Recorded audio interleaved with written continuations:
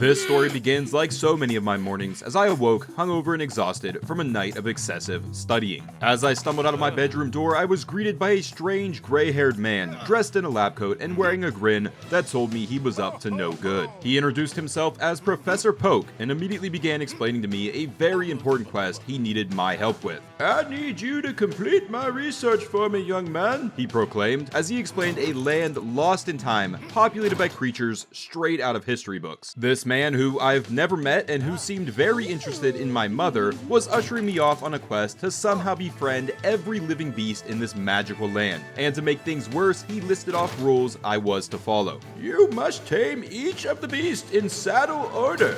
No using any fancy technology to help locate them. No claiming baby creatures. And no keeping tames in cryopods except to transport them." I'm not sure why he felt the need to make this already hard task even more difficult, but just like that, I was being rushed out of the door in my boxers. So come along with me as I attempt to tame them all in 100 days.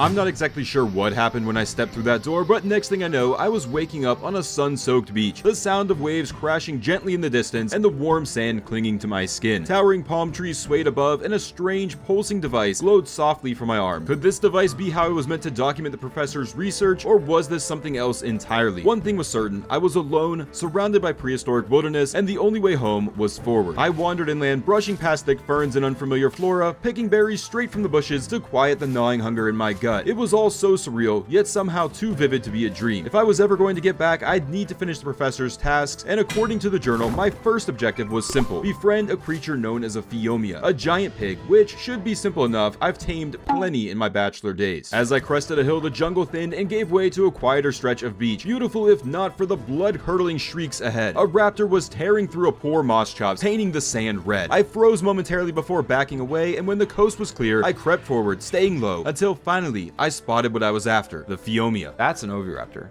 Over there are actual raptors. Okay, so, oh, there's Piggy. Of course, I wasn't gonna tame anything barehanded, so I got to work, punching trees like a lunatic until I had enough materials to fashion a crude pickaxe, a hatchet, some spears, and I even stitched together a few pieces of cloth to cover my majestic physique. But peace never lasts long out here. A sudden rustle in the bushes jolted me upright. I scrambled onto a nearby rock where I would scan the undergrowth, but saw nothing. Was it just the wind, or was something watching? As storm clouds gathered above, I pressed on, hunting smaller creatures for their hide and meat, and used the hide to fit myself with a pair of shoes, before swapping out my rags for something more my style. Then the next beast I would encounter was a Dilophosaurus. It hissed, spat, and charged, and I responded with 3 spears to its face, before finishing it off with my hatchet. As I did this, the implant in my arm pulsed again, feeding me blueprints for survival. With its help, I learned to craft a wooden club and bolas, tools I would need if I wanted to subdue anything bigger than a dodo. And with that, I felt ready. Or so I thought. When I returned to the pig's last known location, I was ambushed. 2 raptors burst from the undergrowth, claws slashing, teeth tearing. I managed to react just fast enough, flinging bolas in desperation and trapping the beast mid-lunge. Bloodied but breathing, I stumbled away, only to be taken down by a Trudon lurking in the shadows. I awoke again, sprawled on a different stretch of shoreline. Whatever this place was, death wasn't the end. It was a loop, a punishment, or maybe even a test. Nearby, a strange metal crate pulsed with alien energy, and a beam of light pierced the sky. I pried it open, and inside were various supplies I could use to help me survive here. So I began again, and as night set in, I restocked my tools as a pack of compies followed closely behind me, curious, maybe even amused by this strange man with a glowing arm. I spent the early hours of the next morning continuing to restock my tools as I prepared for whatever came next, and it didn't take long. Up the beach, a vicious roar shattered the calm, a ceratosaur tearing into a struggling triceratops. I hugged the shoreline, keeping my distance, heart thumping against my ribs like it wanted out. This world was wild and ancient, and I was just a squishy visitor. Further up the beach, I spotted a dodo sprinting for its life, stubby wings flapping in panic as 2 dillos nipped at its heels. I stepped in, spear in hand,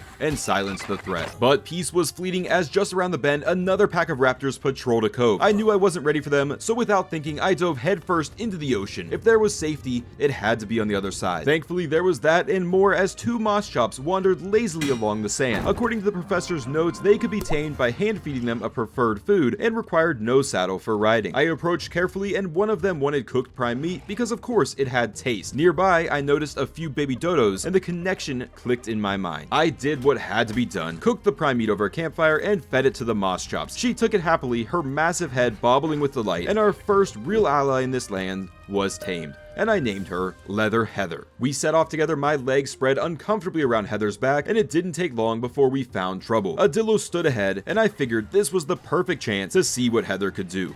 Oh gosh. Leather Heather! Leather Heather! Run, Leather Heather, run! This is pathetic! But as the battle raged, fear spiked in my chest. I dismounted and leapt into the fray, protecting the first friend I'd made. Leave Leather Heather alone!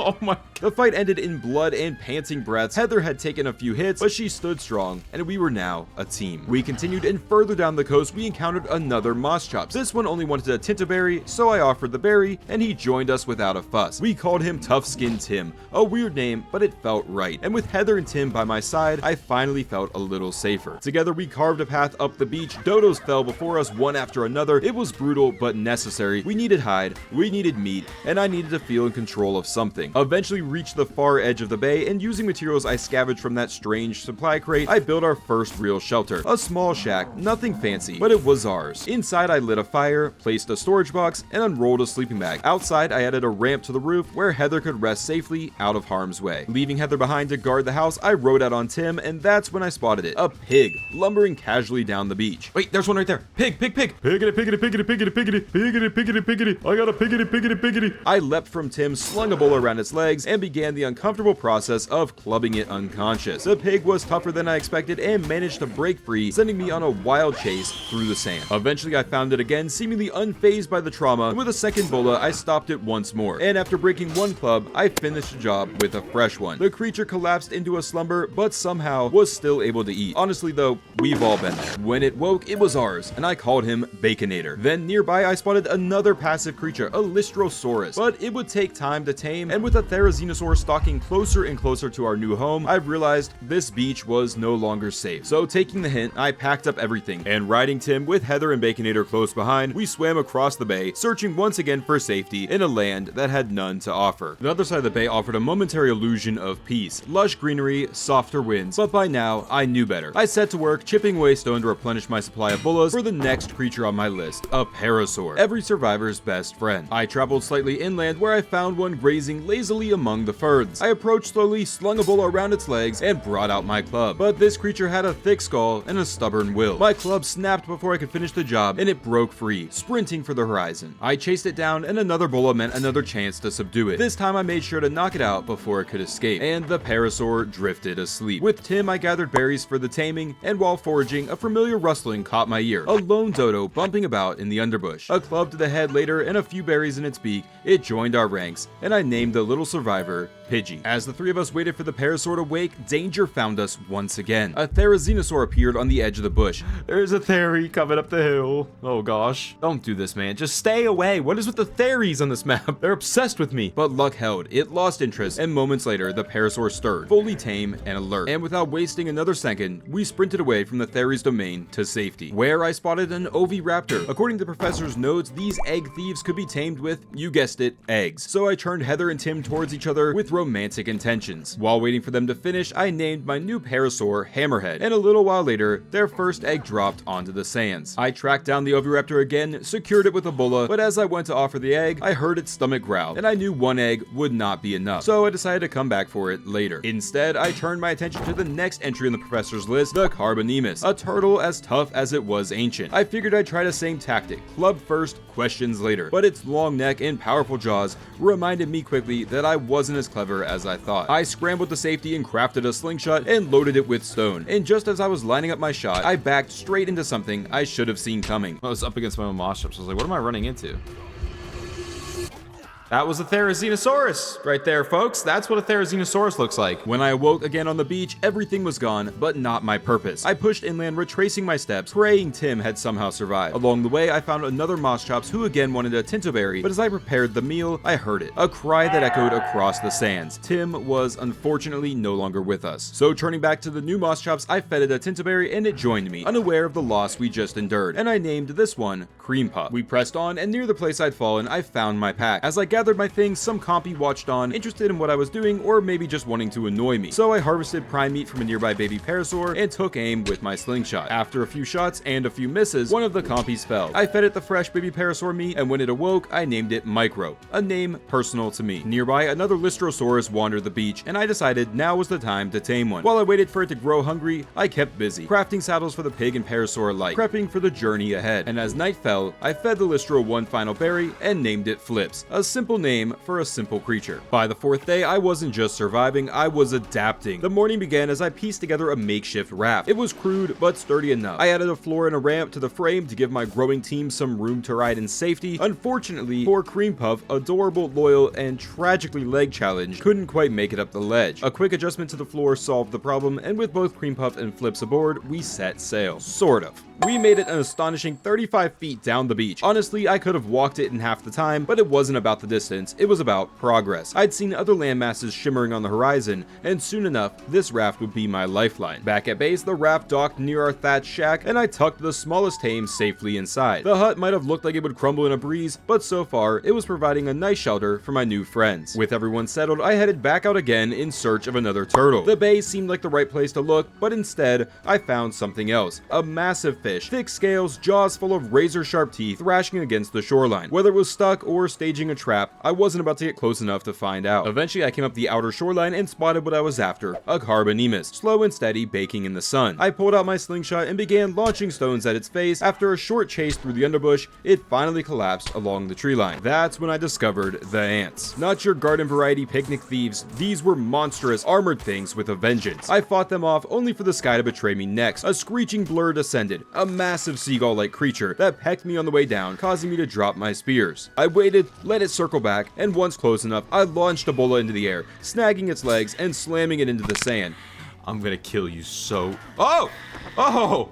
Okay. With peace restored, I returned to my turtle. As it munched on berries, a family of Triceratops wandered nearby, drawn in by the scent. I sat by the turtle, stitching together new clothes to replace the ones I'd lost in the chaos, until eventually the Carbonemus finished taming and I named him Squirtle. And with Squirtle in tow, we headed home. Back at base, I finally set up a mortar and pestle, key to crafting all sorts of concoctions, to include a paste made from stone and chitin, and unfortunately, I was running low on the latter. So for now, my attention turned to the sea. According to the professor's notes, the next creature on my list was the Ichthyosaurus, graceful, intelligent, and a bit too friendly, which of course meant one thing: it was time to get a little wet, as I began diving from my raft into the ocean's waters, unaware of what might be waiting below. The search carried me into the next morning until eventually I came to a spot where something else was waiting beneath the surface. Am I delusional, or does it sound like there's something underneath us? Something fast, with rows of teeth and cold eyes. I didn't even have time to scream. But as I've learned, death in this place is never permanent, as I awoke in my sleeping bag at base, drenched in sweat, heart still pounding. Before heading out again, I took a detour to the nearby shoreline just to scan the water. And there it was, right there, practically in my backyard the whole time, an Ichthyosaurus glided effortlessly through the shallows. There was a dolphin here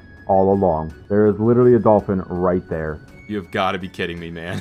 Oh my gosh. So with Cream Puff still stranded on the raft from this morning's misadventure, I mounted up Heather and went hunting for prime meat. Unlike most of the creatures I'd met so far, this one didn't run or bite. Instead, it swam up gently and took the meat right from my hand. And like a loyal pup, it just sort of hung out with me in the water, and I could already tell we were about to be the best of friends. After a few feeds, we were bonded, and I named him Flipper, and he would drastically change things for us in time. With no saddle just yet, Flipper stayed near the cove. Meanwhile, I turned my attention to another pressing matter: retrieving Cream Puff and my raft. On the way, a genius plan began to form, equal parts daring and probably stupid. Step 1, craft a parachute. Step 2, find high ground. Step 3, jump and pray for wind and hope it's strong enough to carry my fat ass. Unfortunately, my parachute gave out, but fortunately for me, as I plopped into the ocean, the waters were clear, the monster fish were gone, and Operation Raft Retrieval was a success. That night, back at base, I focused on preparation. I gathered berries, especially the black narcoberries, and combined them with spoiled meat in my new mortar and pestle. The result, a thick, sleep-inducing drug. Next, I crafted my first bow and a bundle of arrows, coating several tips in the narcotic mixture. No more chasing creatures with clubs. Now I could deliver nap time from a distance. By morning, my arrows were ready, and my confidence distance, perhaps foolishly, was rising. Armed with my new narcotic-tipped ammo, I set off into the darkness of the jungle. No torch, no plan, just the idea of finding the next Tame on the professor's list, Apache. Little did I know though, waiting for me in the darkness was another Troodon. These little nightmares might look small, but one bite from their venom-laced teeth and it's lights out. Oh, I didn't think I would pass out that quick. Oh, I'm dead. It's gonna kill me. We're gonna wake up. It just depends. The bullet's gonna wear out like right as we're waking up. Oh gosh, it's gonna be... Oh, it ran away. Is it daytime now? Is it too scared of me now? I came to just as the first rays of sunlight crept over the hill. Whether it was the daylight or the looming size of my spear that scared the Troodon off, I'll never know. But either way, it left me alive. I wiped the drool off my chin and pressed on, rested and relieved. I found no Patchy, but I did stumble upon something else on my way back down the hill. A Pegomastix, a hideous little thief with eyes full of mischief and fingers far too interested in my pockets. My first instinct was to send arrows through its skull, but then I remembered it was technically tameable, so I let it snatch a few berries off of me, hoping that it would convince it I was a friend rather than a snack. It worked, and that's how Stanky joined the crew, now riding proudly on my shoulder. Together we hiked back up the ridge to investigate some rocks that had caught my eye earlier, something about the way they shimmered, and sure enough, when I chipped away at them, the stones revealed veins filled with some sort of metallic compound. With pockets full of ore and feathers in my step, I went hunting for more hide, and used it alongside stone to build my first refining forge. I halted aboard the raft, paired it with a new campfire, and slowly the forge began turning raw metal into shiny ingots. Just before departing, I noticed another of those mysterious supply crates, this one glowing green. Its contents weren't game-changing, but still useful. Then on a nearby island, I found another crate, this one shining blue. Oh, nice!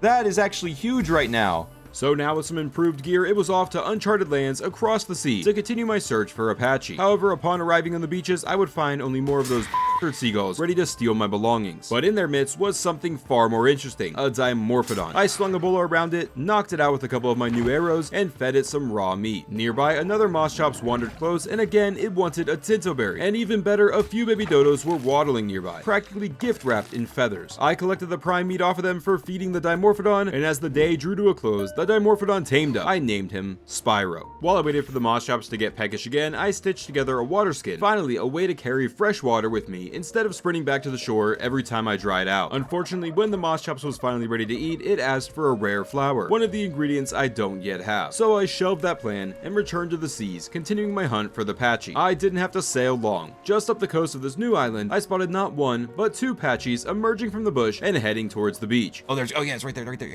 Yes! It's just right next to a ferry. I didn't hesitate. I whipped a bola at the first one and began knocking it out, much to the dismay of its friend. Oh, hello! With this Patchy seemingly eager to join the team, I alerted a bit further down the beach, steering clear of its iron skull. And with my bolas now spent, I knocked it out the old-fashioned way. Just as it hit the ground, a wild dillo emerged. Unfortunately, the scent of blood must have drawn something far worse, a raptor. It charged in just as I was catching my breath. No bola, no time. I met it with raw aggression. Yes! Eat it!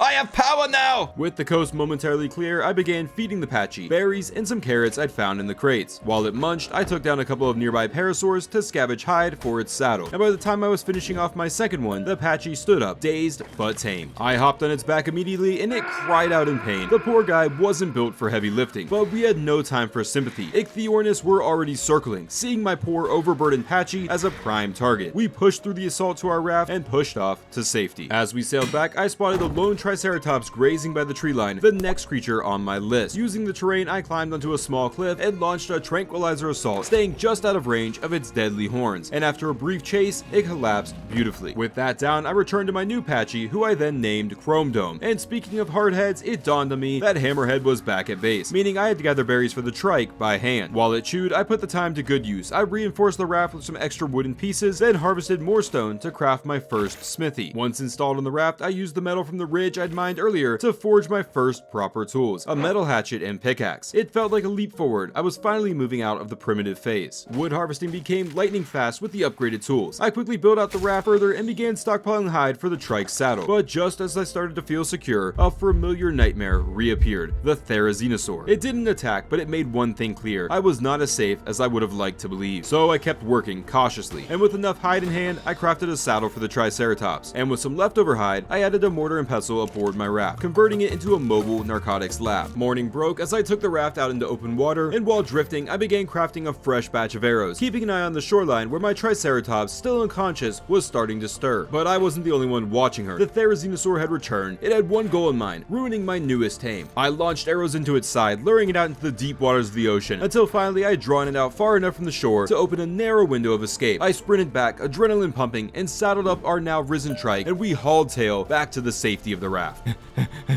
It's a rush. It's a race. It's a race. We gotta go, boys! That's a big old pissed off chicken! Once safely back at base, I gave her a name. Princess. With Princess secured, I turned to logistics. My old base, while cozy, had run its course. I began migrating everything over to the raft, starting with the essentials. I crafted a preserving bin along with some spark powder, and got the two working together on deck to start saving whatever food I could from spoilage. With plenty of creatures left to tame, I restocked on trank arrows and bolas, and took a short scouting trip towards the center of the bay, hoping to find the next creature on the list, a raptor. But the area was oddly absent, despite how often I've seen them patrolling these sands. With no signs of them, I headed back to base and made a call. It was time to tear the old place down, repurposing much of it to upgrade the raft, expanding its structure into something more spacious. One by one, I moved my tames aboard, creating a floating caravan ready to push off to a new home. Before setting off, I placed a sleeping bag back at the soon-to-be empty camp, gathered a final batch of metal from nearby rocks, and used that to craft a saddle for Flipper. With the raft fully loaded and ready, I made the tough call to leave Flipper behind for now. The ocean's too unpredictable, and I wasn't about to lose him to a passing megalodon. So with the rest of the crew aboard, I pushed off from my original base, hopefully leaving behind the Theri menace once and for all, and set sail for a new island, nestled further inland. The spot I had in mind was small and surrounded by water, isolated, defensible, and close enough to creatures I hadn't encountered before. With that, there was only one tame left to relocate, Flipper. I climbed into bed on my raft to get some rest, and awoke at the sleeping bag back in my original camp, exactly as I had planned. Mounting Flipper, I guided him carefully through the water until we reached our new base without any issues, and I immediately began unloading the rest of the tames onto the island. I would quickly discover that even surrounded by water, we were not safe. One of those thieving sky rat seagulls swooped down and attacked before I could even finish unpacking. Yeah,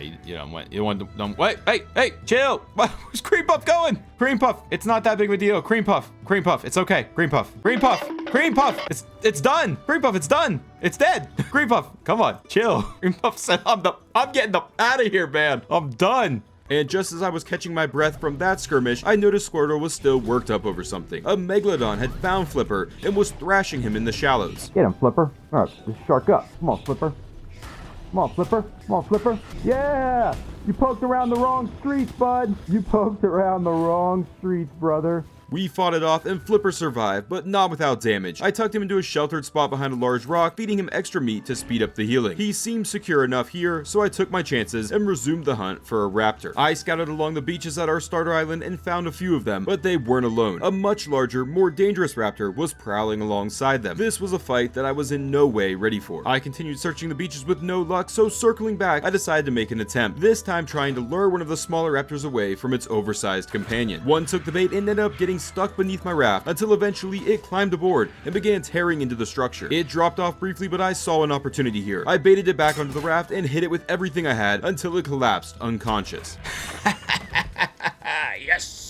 I still had some prime meat stashed in the preserving bin and wasn't about to take my chances. I waited right here on the raft, guarding the body until the tame was complete. When it finally stood, I gave him a name fitting his color and quality. With Booger on the team, the next creature on the professor's list came into focus, the Hyenodon. That meant venturing deeper inland and up some larger mountains. But before I could make that journey, I needed more hide. So I set off, hunting down anything I could find, gathering what I needed to craft a proper saddle for my new raptor companion. Before I could head inland, I had a few priorities to take care of at home. Flipper, still recovering and too valuable to risk, needed a proper pen. That meant a lot of resource gathering. I chopped wood, split stone, and finally crafted enough gate frames and gates to enclose him securely. Next, I set up a feeding trough, and with Princess, I gathered a haul of berries and tossed them in with some spare raw meat, filling the trough to keep my growing team well fed. While I was at it, I used the narco berries I had just gathered to mix up more narcotics, then turned my attention back to the mountain where I'd found the metal-rich rocks a few days ago. The climb was familiar, but this time, another Trudon lurked in the underbush. Booger leaped onto the Trudon, pinning it to the floor, and I dismounted to drive my pike into the helpless Troodon. After dealing with the Troodon, I stumbled upon a patch of crystal, shimmering even as clouds began to roll overhead. With it, I had enough to craft something I've been needing since day one, a spyglass. This little tool would completely change how I scout and approach tames. While I was still up here, I stocked up on more metal, and with a storm beginning to fall from the clouds, I started making my way back down the slope. Back on the raft, I dropped the metal into the forge to smelt at a later time, and used some of the leftover crystal along with some of the paste I'd made to craft a proper water jar, finally replacing that leaky skin I'd been dealing with. And since I was already in the area, I decided to try tracking down one of those oviraptors I'd spotted earlier. I finally had a few spare eggs used for taming, but after scouting the nearby terrain, there was no sign of them. Still, I wasn't leaving empty-handed. As night settled in, I spotted a lone Dilophosaur wandering nearby. One quick shot to the head, a bit of prime meat, and it was mine. By the time the moon had risen fully over the trees, Spitshine had joined the team. A new day meant a renewed search for the oviraptor. I had my eyes peeled and my hopes high, so imagine my disappointment when I scoped out what turned out to be a baby parasaur.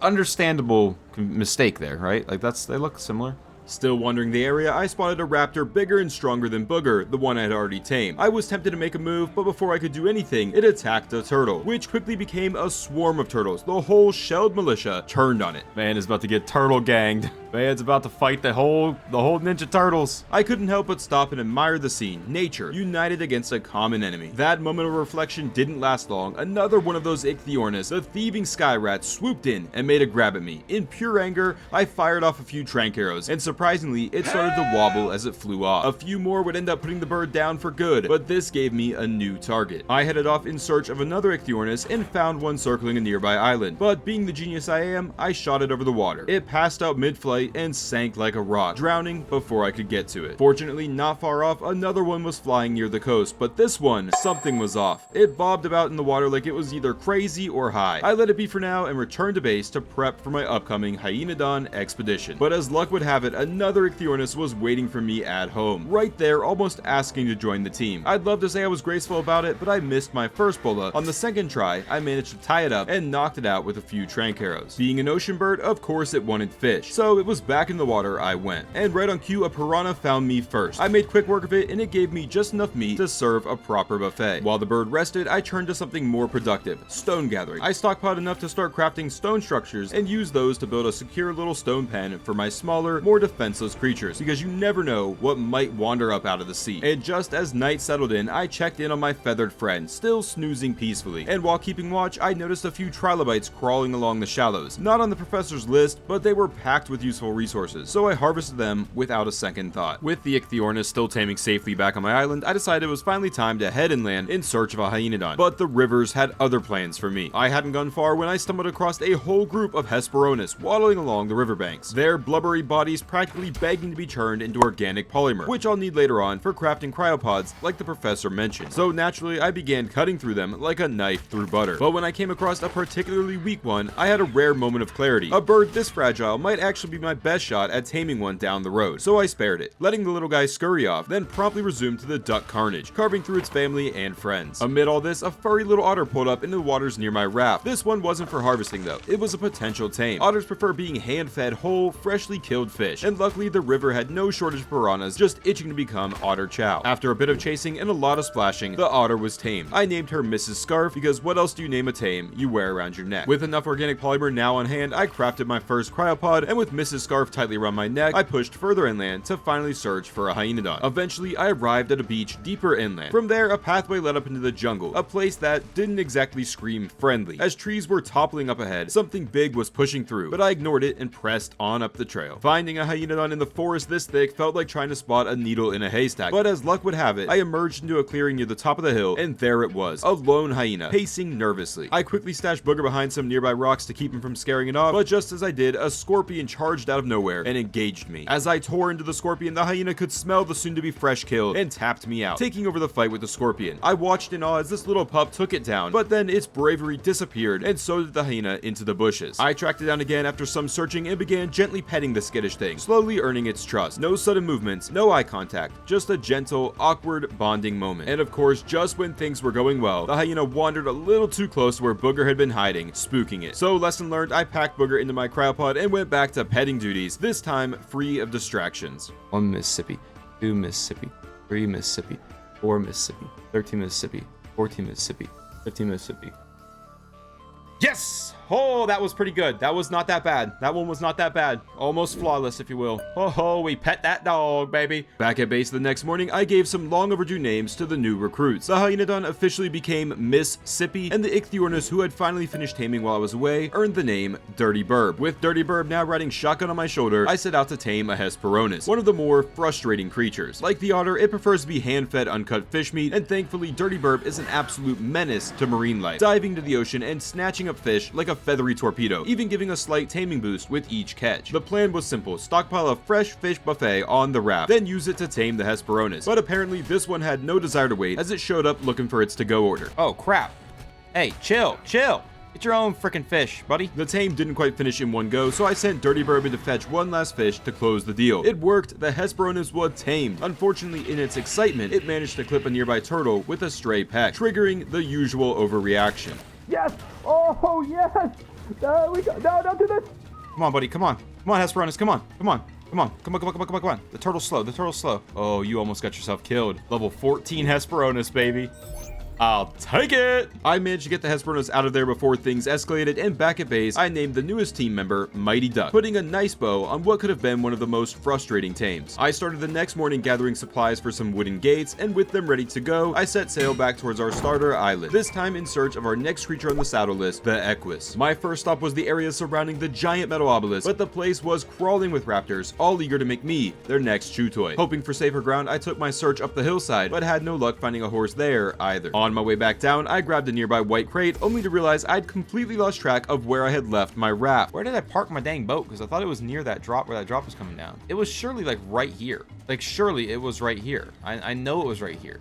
My raft is gone with all of my stuff on it. After wandering up and down the beach in confusion, I finally spotted it near another white drop. There was 2 white drops. Okay, I cannot be blamed for that stupidity. There were 2 white drops. I knew it was near a white drop. That's all I knew. And discovered I could actually use the device in my arm to track my raft all along. With my ride secured, I pushed further inland to the shores of untouched jungles and whatever terrors they might hold. I made sure to grab a few carrots before departing because obviously horses love carrots. It didn't take long to realize these lands, like all the rest, were no friend of mine. I did manage to slip past the T-Rex, only to come face to face with a wall of giant spiders and a particularly nasty Arthropleura. There's no way you're finding a horse up here. Arthros. Spiders.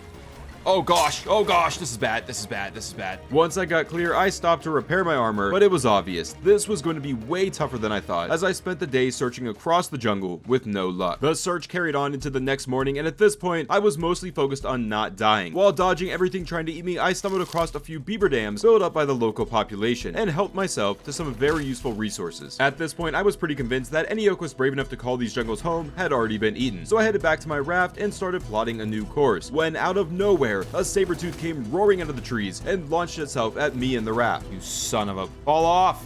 Oh my gosh. I love it. Saber-tooth literally just showed up and said, F this guy's raft. We're destroying everything about it. They just took my raft. They just took my raft from me. They're just underneath it, just beating the crap out of it right now. Get out of here. Thankfully, I had enough materials on hand to throw together another preserving bin, keeping my food from spoiling after the chaos. Nearby, I grabbed another green crate, and then I turned the raft upriver towards another possible Equus breeding ground. Unfortunately, my way was soon blocked by a very large, very playful Spinosaurus who was loafing about in the river. I wasn't about to push through that, so I saddled up Booger and continued on foot into yet another jungle-covered hillside. And just like everywhere else lately, this jungle was full of things that wanted me dead. Yep, that's death. That's death.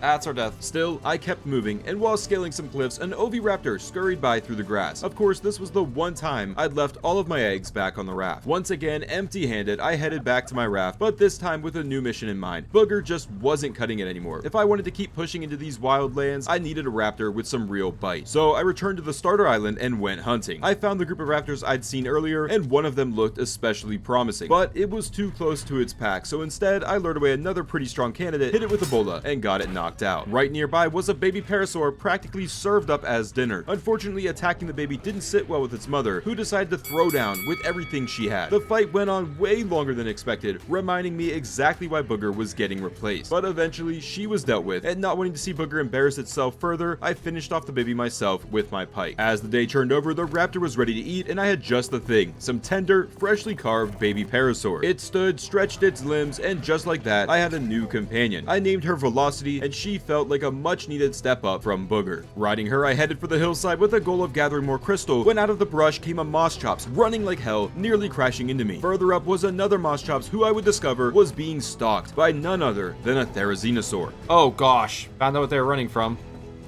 Oh, he's after me now. Screw me. With my heart pounding and my pulse in my ears, I turned and led it on a chase, weaving through trees and undergrowth until finally it lost interest and veered off. Back on the beach, I caught my breath only to spot a familiar flutter in the brush, another Oviraptor. This time I was prepared. With a few eggs already stored on the raft, I moved quickly, bolted it before it could bolt, and dropped it with a few precise trank shots. The Theri was still somewhere nearby, probably watching, but I didn't care. I grabbed a fistful of eggs and fed the little thief. Turns out I had all it needed. The Oviraptor awoke, now tamed, and I named it Viagra before tucking it away in a cryopod for safekeeping. With that done, I got back on velocity and made the climb I had originally set out for. At the top, the crystal glistened in the daylight. I gathered what I could and made another dip into the mainland of the island, still searching for the Equus, where I stumbled across something else, a massive wild Bronto egg, just sitting there in the grass, maybe a prize, maybe bait. I grabbed it anyway, figuring it might come in handy down the line. Back near my raft, a female Moschops waddled into view, sniffing around curiously. I approached with hope, but she wanted giant bee honey, a rare commodity I hadn't managed to track down yet. But another Moschops appeared nearby, her request more reasonable, just a rare mushroom. I had some of those tucked away in my preserving bin, but as I went to retrieve it, I realized I was already carrying some. So without delay, I fed her, and she joined my growing team. Then came another, a third female Moschops, standing just a little further along the beach, who only wanted a measureberry, and so I tamed her as well. With the ladies now safely secured aboard my makeshift yacht, living the dream, obviously, I figured it was only right to start scouting for a male to keep them company. It didn't take long before I spotted one waddling around the beach, but it was under the watchful eye of the nearby Therizinosaur. Eventually, I grew impatient and decided to take my chance sneaking in behind the Theri's back to see what our Moschops friend was in the mood for. And luckily, it only wanted cooked prime meat. That meant only one thing, another baby had to go, and the only youngster nearby was a baby turtle. I felt a twinge of guilt as I began tearing into it. The mother came charging in protest, but I was already locked in. I continued my assault through her attacks, and before long, I had the prime meat. Back on the raft, I tossed the meat over the fire, the scent of sizzling prime wafting into the breeze. And when I was ready, I returned and the male Moschops was tamed without issue. Back at base, I introduced him to the crew, named him Hugh, and the two females, Ginger and Mossy. Soon they were doing what tame dinos do when they love each other, and I had the Oviraptor Viagra stationed nearby to collect the fertilized eggs for kibble crafting down the line. But eggs are only one piece of that equation. I need crops, and that meant getting a greenhouse running. I gathered stone until my arms ached, carved some crop plots, and then turned my recently acquired crystal into sleek greenhouse panels. I wasn't going for a massive industrial setup, just something compact, a single foundation with stacked plots for each of the 4 necessary crops. Then came fertilizer. First I fed Baconator, our trusty pig, a heap of stimberries, which apparently worked like the world's fastest laxative. The poor guy barely knew what hit him before he was, well, let's just say productive. Unfortunately, his intestinal crisis ended sooner than I'd hoped, and I still needed more fertilizer for the crops. So I set sail again, this time towards the entrance of a cave in hopes of finding a dung beetle, the chitinous trash compactor who loves dung and converts it to fertilizer. Before I even entered, I found a green drop nestled just outside, and inside was something very exciting, scissors. With them tucked away, I pushed into the cave. The air began turning cold and stale, and within seconds, a whole mob of spiders lunged from the shadows, spitting sticky webs. Velocity didn't even flinch, tearing through them with precision. Once the fighting stopped, I noticed a faint glow beneath the water surface and dove down to investigate. Okay. Ooh.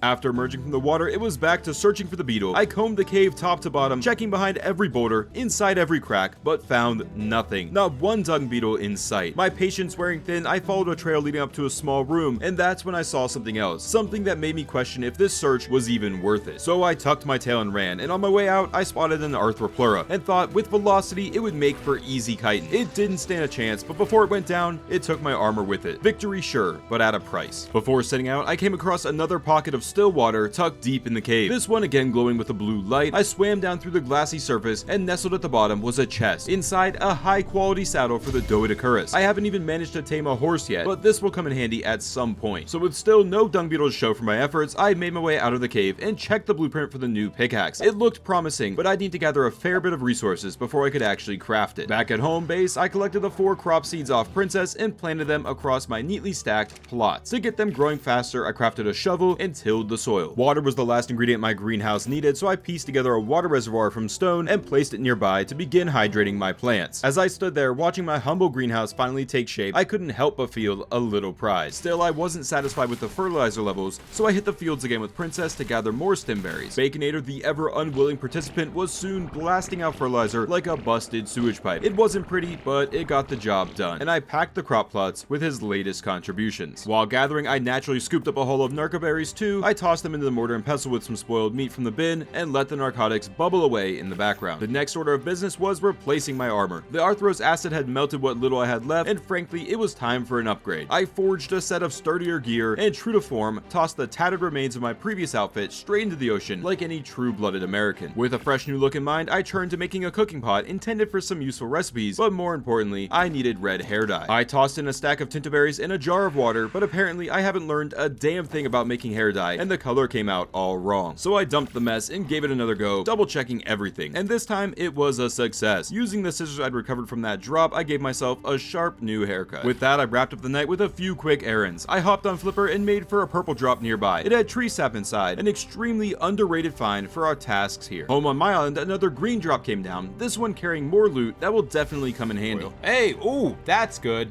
We needed that.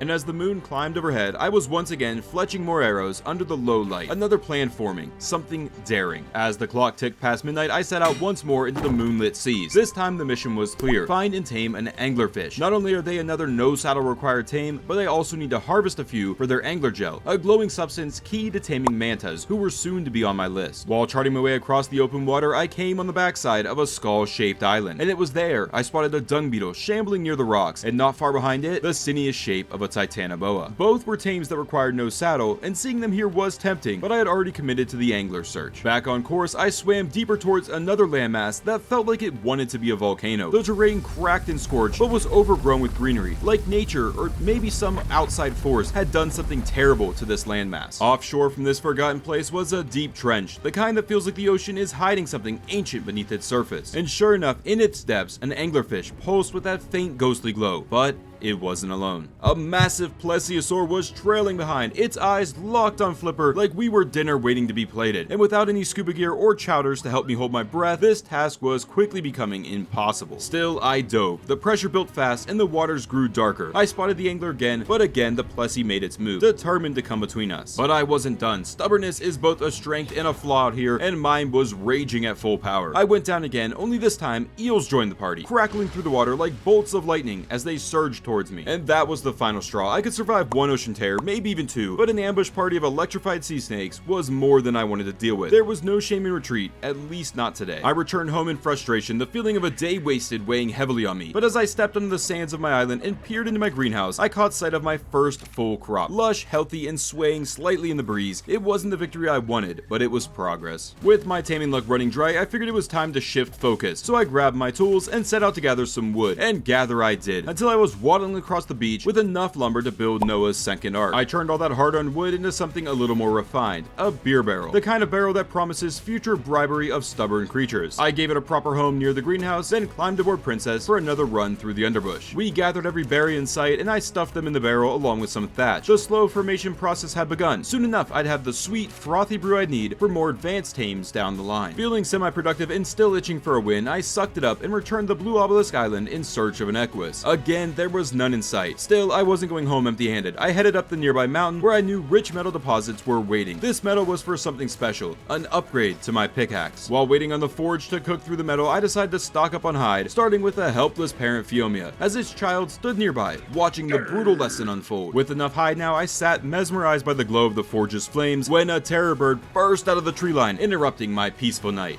Terror bird? What the hell's a terror bird doing over here? Terror bird dealt with, the forge silent, and the last ingots cooled, I crafted my new metal pickaxe. The following morning, I pushed back into the island's interior, once again in search of the one creature that's been evading me for far too long, the Equus. But instead of hoofbeats, I was greeted by the sharp shriek of a raptor, a strong one too. I thought for a moment about adding it to my pack, but before I could, it became entrenched in a battle with a trike, and so I left them and pressed on. And that's when I saw it. After days of frustration, a lone Equus blending perfectly into the cliffside rocks. Oh my gosh. There's a freaking horse hiding in this corner. He's probably been here this whole time. He was hiding in this corner up here. Instinct kicked in, I whipped out a bullet and hurled it, catching the horse mid-step. Gates followed, slamming them down around it, locking the creature in. I returned to my raft to fetch the carrots I would need for taming the steed and sprinted back, adrenaline lending speed to my legs. Halfway there, another raptor appeared, prowling the path I had just taken. Taking no chances, I put the beast to rest. The Equus was still there, staring me down inside its wooden pen. Every time I moved to open a gate, it would turn to face me. Finally, I saw my opening, slipped inside, and fed it a carrot, jumping on its back like I was born to do this. The horse reared, kicked, and bucked, but I held firm. Don't do this. Can't see. I can't see if I'm bucking or not. I'm just looking at my crotch. I'm just looking at my hairy crotch. Buck for me, baby. Buck for me. One more buck and it's probably tamed. Boom. Look at that. Oh my gosh. The bond was forged, the tame complete, and with a name as fitting as my struggle, I christened my new companion, Pain in the Equus. On the way back to base, I spotted something that turned my blood just a little colder. A baryonyx drifting like a crocodile through the waters near my island. Hopefully, it wasn't in the mood for a visit. Back home, I released the Equus from its cryopod, then got to work crafting trank arrows and gathering spoiled meat, as my next creature on my list was the Pullman of Scorpius. I set out into the jungle on velocity, eager to explore these once harsh lands with my new beast. Maybe too eager. That confidence nearly got us both killed by a pack of wild raptors. Velocity fought hard, and we barely made it out alive. Shaken but still standing, we pressed onward, climbing a hillside where I ran headlong into a pack of hyenodons, very different from the timid pup I tamed before. These were bold, brazen, and hungry. They chased us into a metal-rich cave, and that's where I spotted a surprise, a dung beetle. Naturally, the dung beetle, being one of the land's most savage beasts, went after the hyenas like a madman. I wasn't gonna let the little guy die a hero's death, so I jumped in, helping him take out the pack, as well as an arthro that had tried to get in on the action. Deeper in the cave, I spotted another beetle, less heroic, but an easier tame, and Velocity was eager to help, donating the necessary meal for the tame. While I waited for the beetle to be hungry again, I heard the eerie clicking of a scorpion, though I was shocked to find the creature was somehow encased in the rock wall. Eventually, the beetle was ready, and I fed it. Fecal Inspector joined the team. With that, I kept pushing deeper into the cave, figuring I was already in scorpion territory. That's when I realized this was the same cave I had searched just days ago, originally hoping to find a dung beetle. The irony was not lost on me. No scorpion at first, just more spiders that I dispatched easily, chewing through them for chitin. Near the water, I found a glowing blue crate with a saddle for an iguanodon, something I'd need soon. And then, as I was climbing back towards the exit, I saw them, a pair of scorpions stalking the shadows. I picked the weaker of the two, loosed my arrows, and down it went, unconscious in a patch of undergrowth. I took out its partner and a couple of titanoboas that slithered in, then fed my sleeping target a healthy dose of rancid meat. As morning woke inside the cave, so did my freshly tamed scorpion, Mac Gargan. And with the coast clear and my raft anchored just beyond the cave's mouth, I decided to take a quick way out, straight through the water. Problem was, just beyond the shallows, a Spinosaurus drifted lazily. Velocity paddled for dear life through the waves, and luckily we made it to the raft. And while traveling home, I spotted a purple loot crate that held a pair of chitin leggings, which were better than the flak I had just crafted. Back at base, I tossed the dung beetle Fecal Inspector into the stone box where I kept my smaller tames. Within seconds, he was scooping up poop like a twisted little Roomba. But just then, I was disturbed by the sound of something large shuffling along the sands. This turtle is just on my base. These don't become aggressive, do they? Oh, back to the ocean for it. All right, buddy. See you later.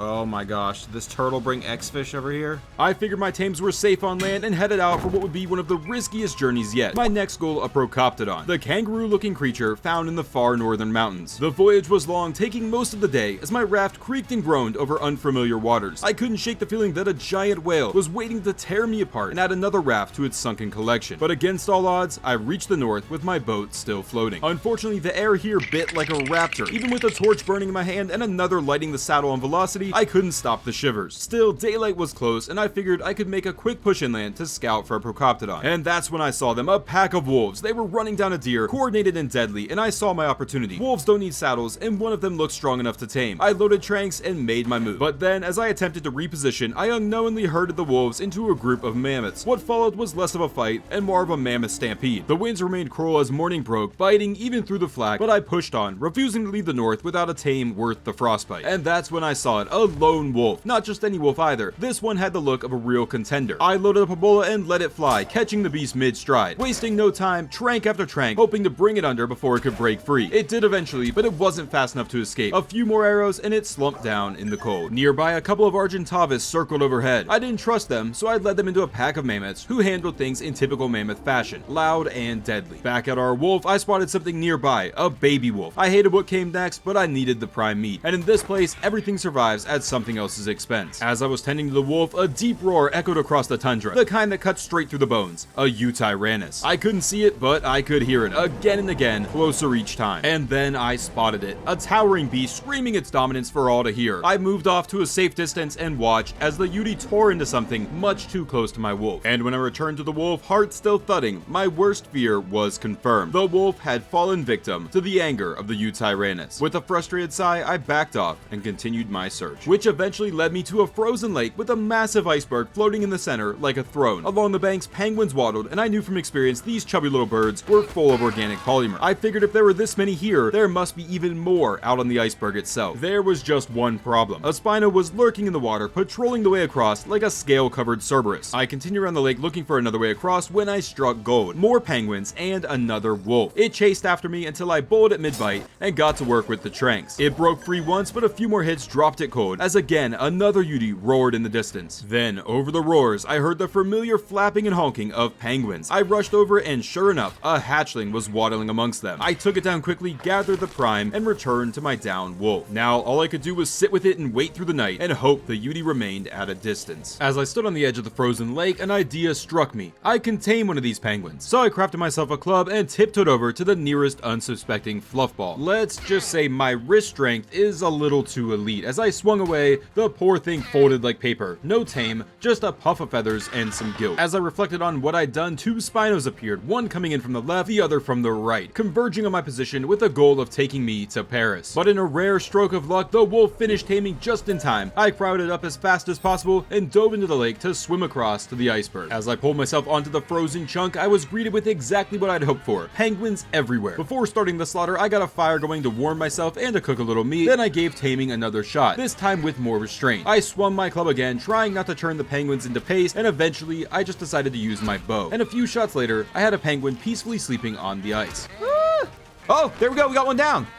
All right, well, now we can just start massacring. With that handled, it was open season. I moved through the crowd like a madman with a penguin clubbing license, scooping up organic polymer from every fallen bird. I even managed to grab some prime meat from a few of the unfortunate babies, which gave me the instant tame on my sleepy penguin friend. Business handled, I turned to leave, only to realize I'd forgotten both the trap and the mushrooms for the Procoptodon I'd come all this way to find. So I set off back towards the raft, deciding the fastest route was around the base of the mountain, right through the dark, unforgiving waters of the swamp. This is definitely a risky path to take to get back, because we're one capro, you know, one capro is absolute disaster here. Yep. Oh, I'm free. Oh, we got my raptor? That is exactly. All right. This is not a good idea, man. This is a terrible idea. Velocity is looking rough. After surviving multiple Capro missiles from the mist, I took a moment to bandage up Velocity and continued through the muck until I stumbled upon a green loot crate. Inside was a parasaur saddle and the blueprint for an upgraded torch. A small win, but I would take it. Back at the raft, I crafted more cryopods, packed the trap, grabbed the mushrooms, and crafted those fancy new torches, even attaching one to my waist to roast my loins like marshmallows over the fire. And with that, I set back into the woods, and as night was falling, I spotted something nestled at the edge of the cliff face, a cave. I couldn't resist. Time for a little peek into the dark. Oh my goodness. Holy crap! Run, brother! Out of danger the following morning, I spotted an area far below where I'd been searching, and the only way down seemed to be just a good old-fashioned leap. I plummeted towards the ground like some sort of scaled meteor, jumping off my raptor just in time to spare its legs from snapping. I hit one ledge, and it was only then that I realized I still had quite a drop ahead of me. So I did what any reasonable person would do. I jumped again. I fell faster than a bullet, my stomach doing flips as I descended. Just as I neared the ground, I caught sight of exactly what I'd come here for, a Procoptodon. Oh, there's one right there. Oh gosh, that's a big drop.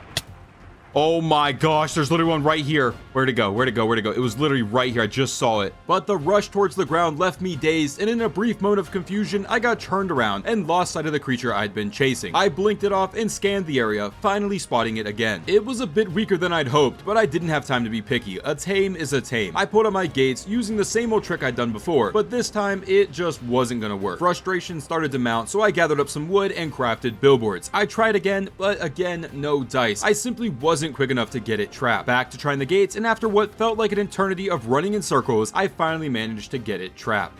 Got him. Oh, we got him. He's in there. He's in there. Holy crap, we did it. Holy crap. Okay. So there we were, just me and the Roo alone in the trap. I pulled out my bow and let loose. 5 arrows straight into its back. Looking back, I probably could have just chased it down, taming it without the whole cage thing, but what's done is done. I fed it some juicy mushrooms, the perfect treat for a tired kangaroo, and as expected, the tame went smoothly. And again, in hindsight, probably should have brought a saddle. Traveling back would have been way smoother. Instead, I was stuck with my raptor. I scanned the area and found what looked like a path leading upward. Problem was, I had no idea where it started. Determined, I tried to get my raptor to do a bit of parkour, but as I tried scaling the rocks and leaping from ledge to ledge, it became painfully clear I was stuck. Turns out all of the parkour and panic of last night could have been avoided if I had just walked literally 30 more feet. That's right, the following morning I discovered that had I gone just a little bit further, I'd have found a perfectly good ramp leading from the bottom of the cliff right back up to the top. The climb was long and steep, and Velocity's calves were absolutely screaming, but we eventually made it back to the surface, and for once it seemed like I might enjoy a peaceful stroll back to the raft with no issues. Of course, that wasn't the case. Like a group of shady debt collectors waiting outside your apartment door, a pack of wolves stood watching near my raft. There was a brief moment where our eyes locked, me, a man trying to go home, and them hungry and ready for their next meal. But fate smiled on me. A wild deer happened to wander too close, and the wolves were immediately distracted by the new entree on the menu. While they chased it down, I made my break, hopping aboard the raft and setting sail before they changed their minds. That's not to say the journey home didn't come without its own dangers. That's a big whale that wants to destroy my boat. Oh my gosh, brother, no way. If I hadn't have cut through here, like if I had have gone around the edge, it definitely would have taken at least one swipe at my boat. It might still try. I need to get to like this little shallow ground right here. There we go. As I sailed back home, I noticed the beam of a purple loot crate on our starter island, and while investigating, I spotted something that I could only shake my head at in frustration. 2 horses trotting about as if they weren't the land's most elusive creature days ago. You gotta be kidding me. There's a freaking horse here.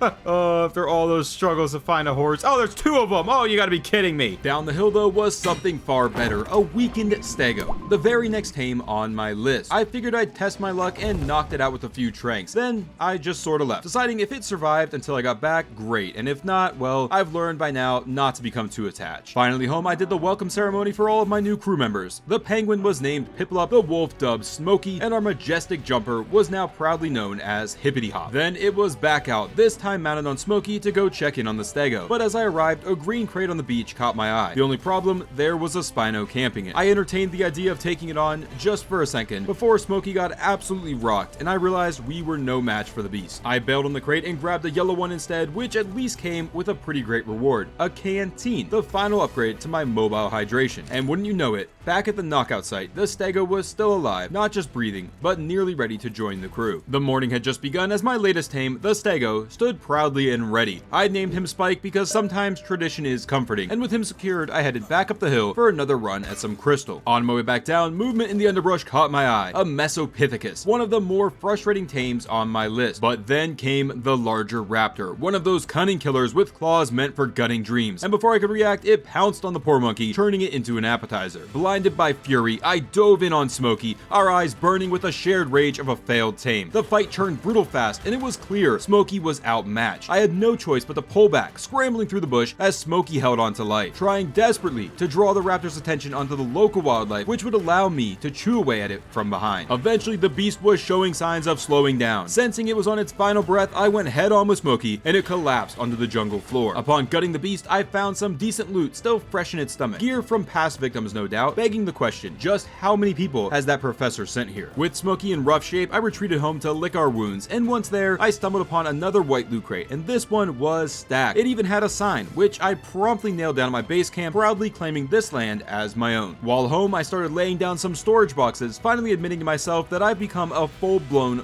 loot goblin. My smithy was overflowing with gear from all of the crates I've looted along the way. With that done, I restocked my arrows, grabbed some berries, and pocketed some eggs in case I should stumble upon another Titanoboa. I hopped aboard Flipper, my ever-reliable aquatic steed, and set off once again, with plenty of research still left to do. I decided to go ahead and head back into familiar territory, my old cave, entering this time through the water passage. As I made my way in, I spotted yet another blue crate glowing beneath the water's surface. Oh, look at that pike. We'll take that. We'll take a nice little pike upgrade. Oh my gosh, Brand. This blue cave drop has been sweet to me. With my loot secured, I rode Smokey into the depths of the cave, and it didn't take long before I spotted a snake slithering along the cave floor. But of course, I had to deal with the pesky spiders that were always lurking nearby. Thankfully, Smokey made quick work of them, turning them into a very efficient chitin harvest. Now onto the snake. I tossed out one of my moss chop eggs for her to eat, keeping at a safe distance, and waited. The snake was a little cautious at first, but eventually the allure of freshly laid egg proved too much, and she began devouring it. Seeing how much she enjoyed the first egg, I tossed out a whole stack. But then something unexpected happened. She was seemingly stuck in the wall. I began to approach in hopes of baiting her free when her hunger for fresh egg once again took hold. She sucked down that last egg, and we had ourselves a new tame, who I of course named Ekans. With that done, I headed out of the cave and made my way to the jungle, hoping to find the patchy rhino. Of course, I should have brought bug spray, but we'll address that later on. While searching, I came across a few beaver dams, which were too tempting to pass up for more cementing paste. The beavers, however, were not thrilled about my thieving ways, and we had a brief but intense battle. During the skirmish, I spotted another tame with no saddle, a Kentrosaurus. I quickly knocked it out with arrows and slipped it some berries I had brought for the patchy rhino. After looting the dams for more cementing paste, I realized that my Kentro friend was gonna need some time to tame. No problem, I pumped it full of narcotics and dropped in more berries to keep it happy. With it safely on its way to being tamed, I continued my search for the patchy rhino. Searching along the rivers yielded no luck, so with night falling, I found myself heading deeper into another jungle, hoping the patchy rhino would finally show itself. Thankfully, this jungle I stumbled into wasn't just another endless death trap, it was alive with possibility, as nestled between the thick tree trunks were not one, but two patchy rhinos, almost hidden in the darkness. I picked out the weaker of the two, lining up my shots with care, aiming anywhere but the head. With each hit, it moaned and sprayed some sort of gas into the air, which I took as a sign that things were going well. Eventually, it collapsed to the ground, unconscious. Hey there everyone, breaking character for 1 minute. Yes, I know that you are supposed to tame a patchy rhino using bug repellent, and yes, I absolutely 100% had everything I would need to craft bug repellent back at my base. The problem is, that second part just completely slipped my mind in typical fashion, and I told myself I was gonna have to tame this thing using berries. So that's why this next portion is going to suck as we sit here and tame a patchy rhino for what seems like forever. So with that said, I hope you're all enjoying the video, and I'll let you get back to the adventure. So there I was, standing guard over this gas-belching beast. This thing was a light sleeper, waking up at the drop of a hat, which meant I had to stick close and spoon-feed it narcotics. The process took nearly the entire day. The jungle around me buzzed with life, insects chirping, birds screeching overhead, and the occasional rustle in the underbush that made me reach for my weapon. I was starting to go a little stir-crazy. At one point, the heavens opened up and a blue crate descended, and for a moment, I actually prayed that it might contain bug spray. It did not, of course. Still, persistence paid off. By the day's end, the patchy rhino stirred and stood. Tamed at last, I named the majestic gassy wonder Versace. With Versace in tow, I made my way back to the Kentro I had downed earlier, and I found it guarding a supply drop for my retrieval. And with that now part of the team, I named it Prickles. The final stretch of the day saw me coasting back home, the jungle behind me, and 3 new tames cryoed up. But of course, peace doesn't come easy in this world. A school of piranha had followed silently behind me, all the way home and right into my water pen, which quickly turned into a bloodbath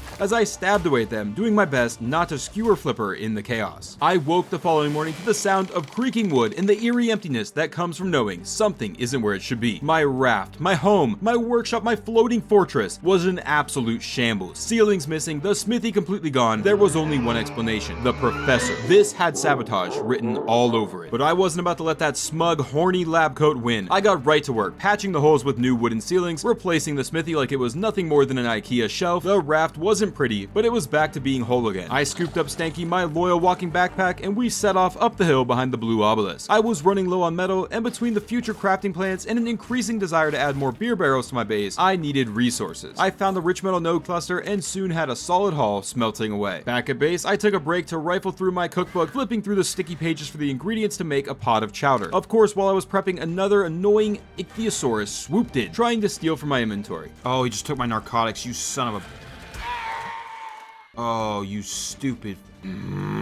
There's too many tames. I need to get these things sorted at some point. I just don't have time. After dealing with yet another feathered pest, I went back to picking crops for the recipe. With those in hand, I mixed up some more narcotics, tossed them into the cooking pot, and with the final ingredients in place, a delicious bowl of chowder was soon bubbling away. Riding Flipper, I set off towards the trench, home of the deep sea dangers and glowing nightmares. Once I arrived, I chugged down the chowder and the warm rush of extended oxygen filled my lungs. It was time to dive. Immediately, I spotted a glow coming from deep in the ocean. Was it an angler? No. It was even better, another loot crate. But no matter how hard I pried, the thing refused to open. No matter, I was here for something else, anglerfish. And wouldn't you know it, the very first one I spotted was swimming right next to a mosasaurus. Luckily, the mosa moved off for a brief moment and the angler ascended into more shallow waters where hopefully it would not follow. I began loading it up with trank arrows until its swimming slowed, it became drowsy and passed out. Then came the challenge of feeding it. No convenient baby dinos along the shore today, just some dull-eyed pteranodon walking lazily along the sand. It'll have to do. I took it down and scooped up its meat. I returned the following morning and drifted near my freshly knocked out angler, feeding it meat, trying not to think about the giant shadow circling below. The mosa, still there, just watching. Then out of nowhere, the massive beast, against its very nature, began to rise, straight towards us and our anglerfish. For a moment, I thought this was yet again the end, but then the strangest thing happened. The mosa just kept moving, almost as if it was completely unaware of where it was or what it was doing. Meanwhile, the angler taming was going slowly. I couldn't be asked to sit by and wait forever, so back on the shore, I resumed my hunt for something smaller. After scanning the beach, I spotted a moss chops with its baby waddling along beside it. But of course, nothing comes easy. A compy pack swarmed my ankles. I took care of them and then turned my attention back to the baby moss chops, another little life saved from a neglectful parent. With that done, I headed back underwater to check on the angler, fed it the fresh prime meat, and before long, it was mine. But the ocean doesn't give victories for free. Before I could even start celebrating, an eel chased me to the shoreline where I was cryoing my newly tamed angler. In the panic of the moment, I accidentally fed the eel some of my cooked meat before barely escaping with my life. Now, a tamed angler was great, but I still needed to harvest some angler gel for taming a manta next, so I dove back down, this time hunting instead of taming. I spotted another angler and took it down with my pike, a little messy but effective. And with the gel in hand, I returned to the waters around my base island in search of manta rays. And there, bopping through the shallows, was a smack of jellyfish. I took them out with a few arrows and stocked up on biotoxin. I'd need that later, specifically for taming an eel. Then I found my first manta. I waited for it to approach and slipped it some angler gel as it was attacking Flipper, but of course it wasn't alone. A whole squadron of rays began chasing me down, and now out of chowder and nearly out of oxygen, I backed off and instead snagged a nearby purple drop.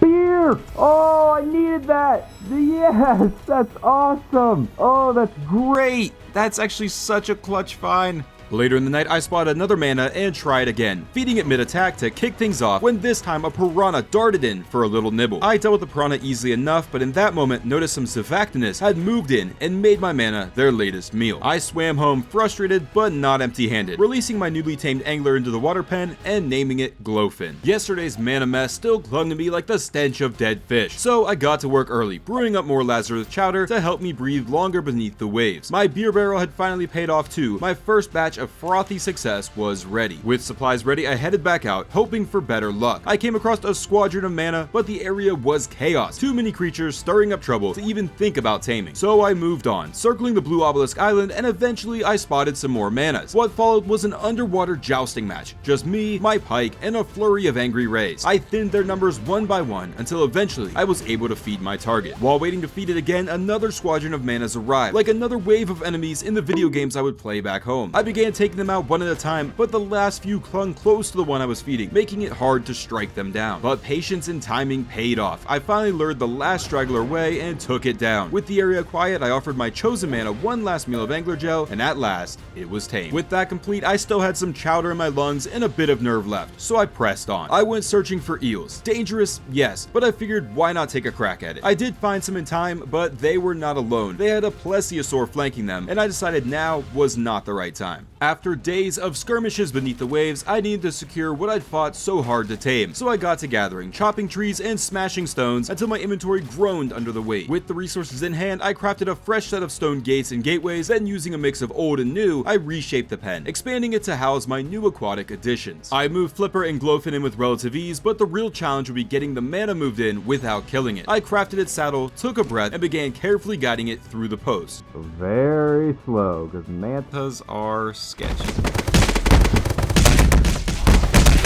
Oh my gosh, dude. Okay, hold on.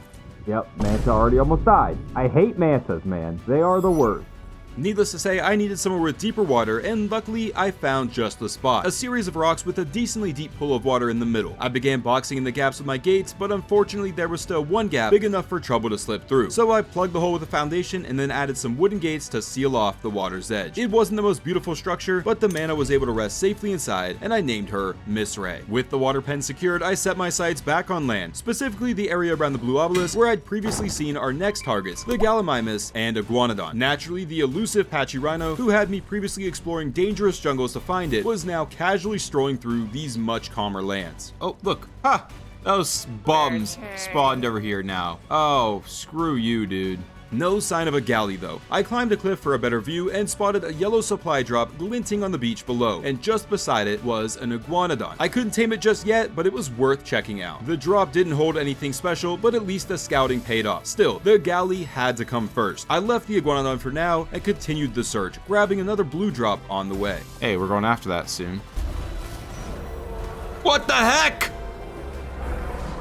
What in the world? I thought they were friendly! The Blue Obelisk Island had been good to me, but it wasn't giving up a Gallimimus, so I headed where I knew they'd be, into the thick of the redwoods. Sure enough, not long after arriving, one darted across my path, then another, both quick, both potential targets. But then a third burst from the trees, smaller, weaker, and more tempting. I figured I could chase it down, land a few trank shots, and call it a win. Except it made a beeline straight for the ocean. Before I could even sigh, fate tossed me a fourth, another wheat galley, and this one was a bit interesting. As I began loading with arrows, it began spinning in place like a top. It spun, it wobbled, and finally it toppled over. But taming in the redwoods is never safe. A Carno lurked nearby, no doubt hungry for an easy meal. I had to babysit the galley the whole way through, fighting off anything that got too curious. Eventually it stood up, tamed, alive, and fast. I named it Flash. With Flash secured, I returned to the Blue Obelisk Island, the Iguanodon I'd found the day before, still here waiting for me, wanting to join my crew. I gave it chase, landing an absolute 10 out of 10 MLG Pro headshot that was entirely skill and zero luck. What a shot! Oh man, I did not actually mean to get the head there, but you know what? It was an absolute beautiful headshot between the trees on the run, and I definitely intended on doing that. While it tamed, I had front row seats to nature's version of a gladiator match, a turtle wrestling a dimorphodon in the sand. As odd and entertaining as it was, the spectacle drew unwanted attention. A raptor swooped in, and before I could put it to rest, it ended my Iguanodon right then and there. You actual piece of shit. You piece of shit, dude. Where did you even come from? Frustrated but not beaten, I scouted the shoreline and miraculously found another Iguanodon just down the beach. It was already low on health, but I acted fast and brought it down with careful shots. This time I wasn't taking chances. I chopped wood like a madman and crafted a ring of wooden spike walls around the unconscious dino, daring the island to try again. As morning broke, I realized I didn't have to sit and babysit the Iguanodon while it tamed, so I left it behind for a bit and returned home to something unexpected. A swirling school of Zafactinus circling just outside my pen. I lured them away and secured Flipper safely inside, just in time to catch a green supply drop near base. It didn't have anything groundbreaking except apparently a new relationship. Nestled inside was a practice dummy, and well, I set it up near camp just for training, or maybe to keep me company. At this point under the sun, I'm going a little insane. She's taller than me. Well, typical.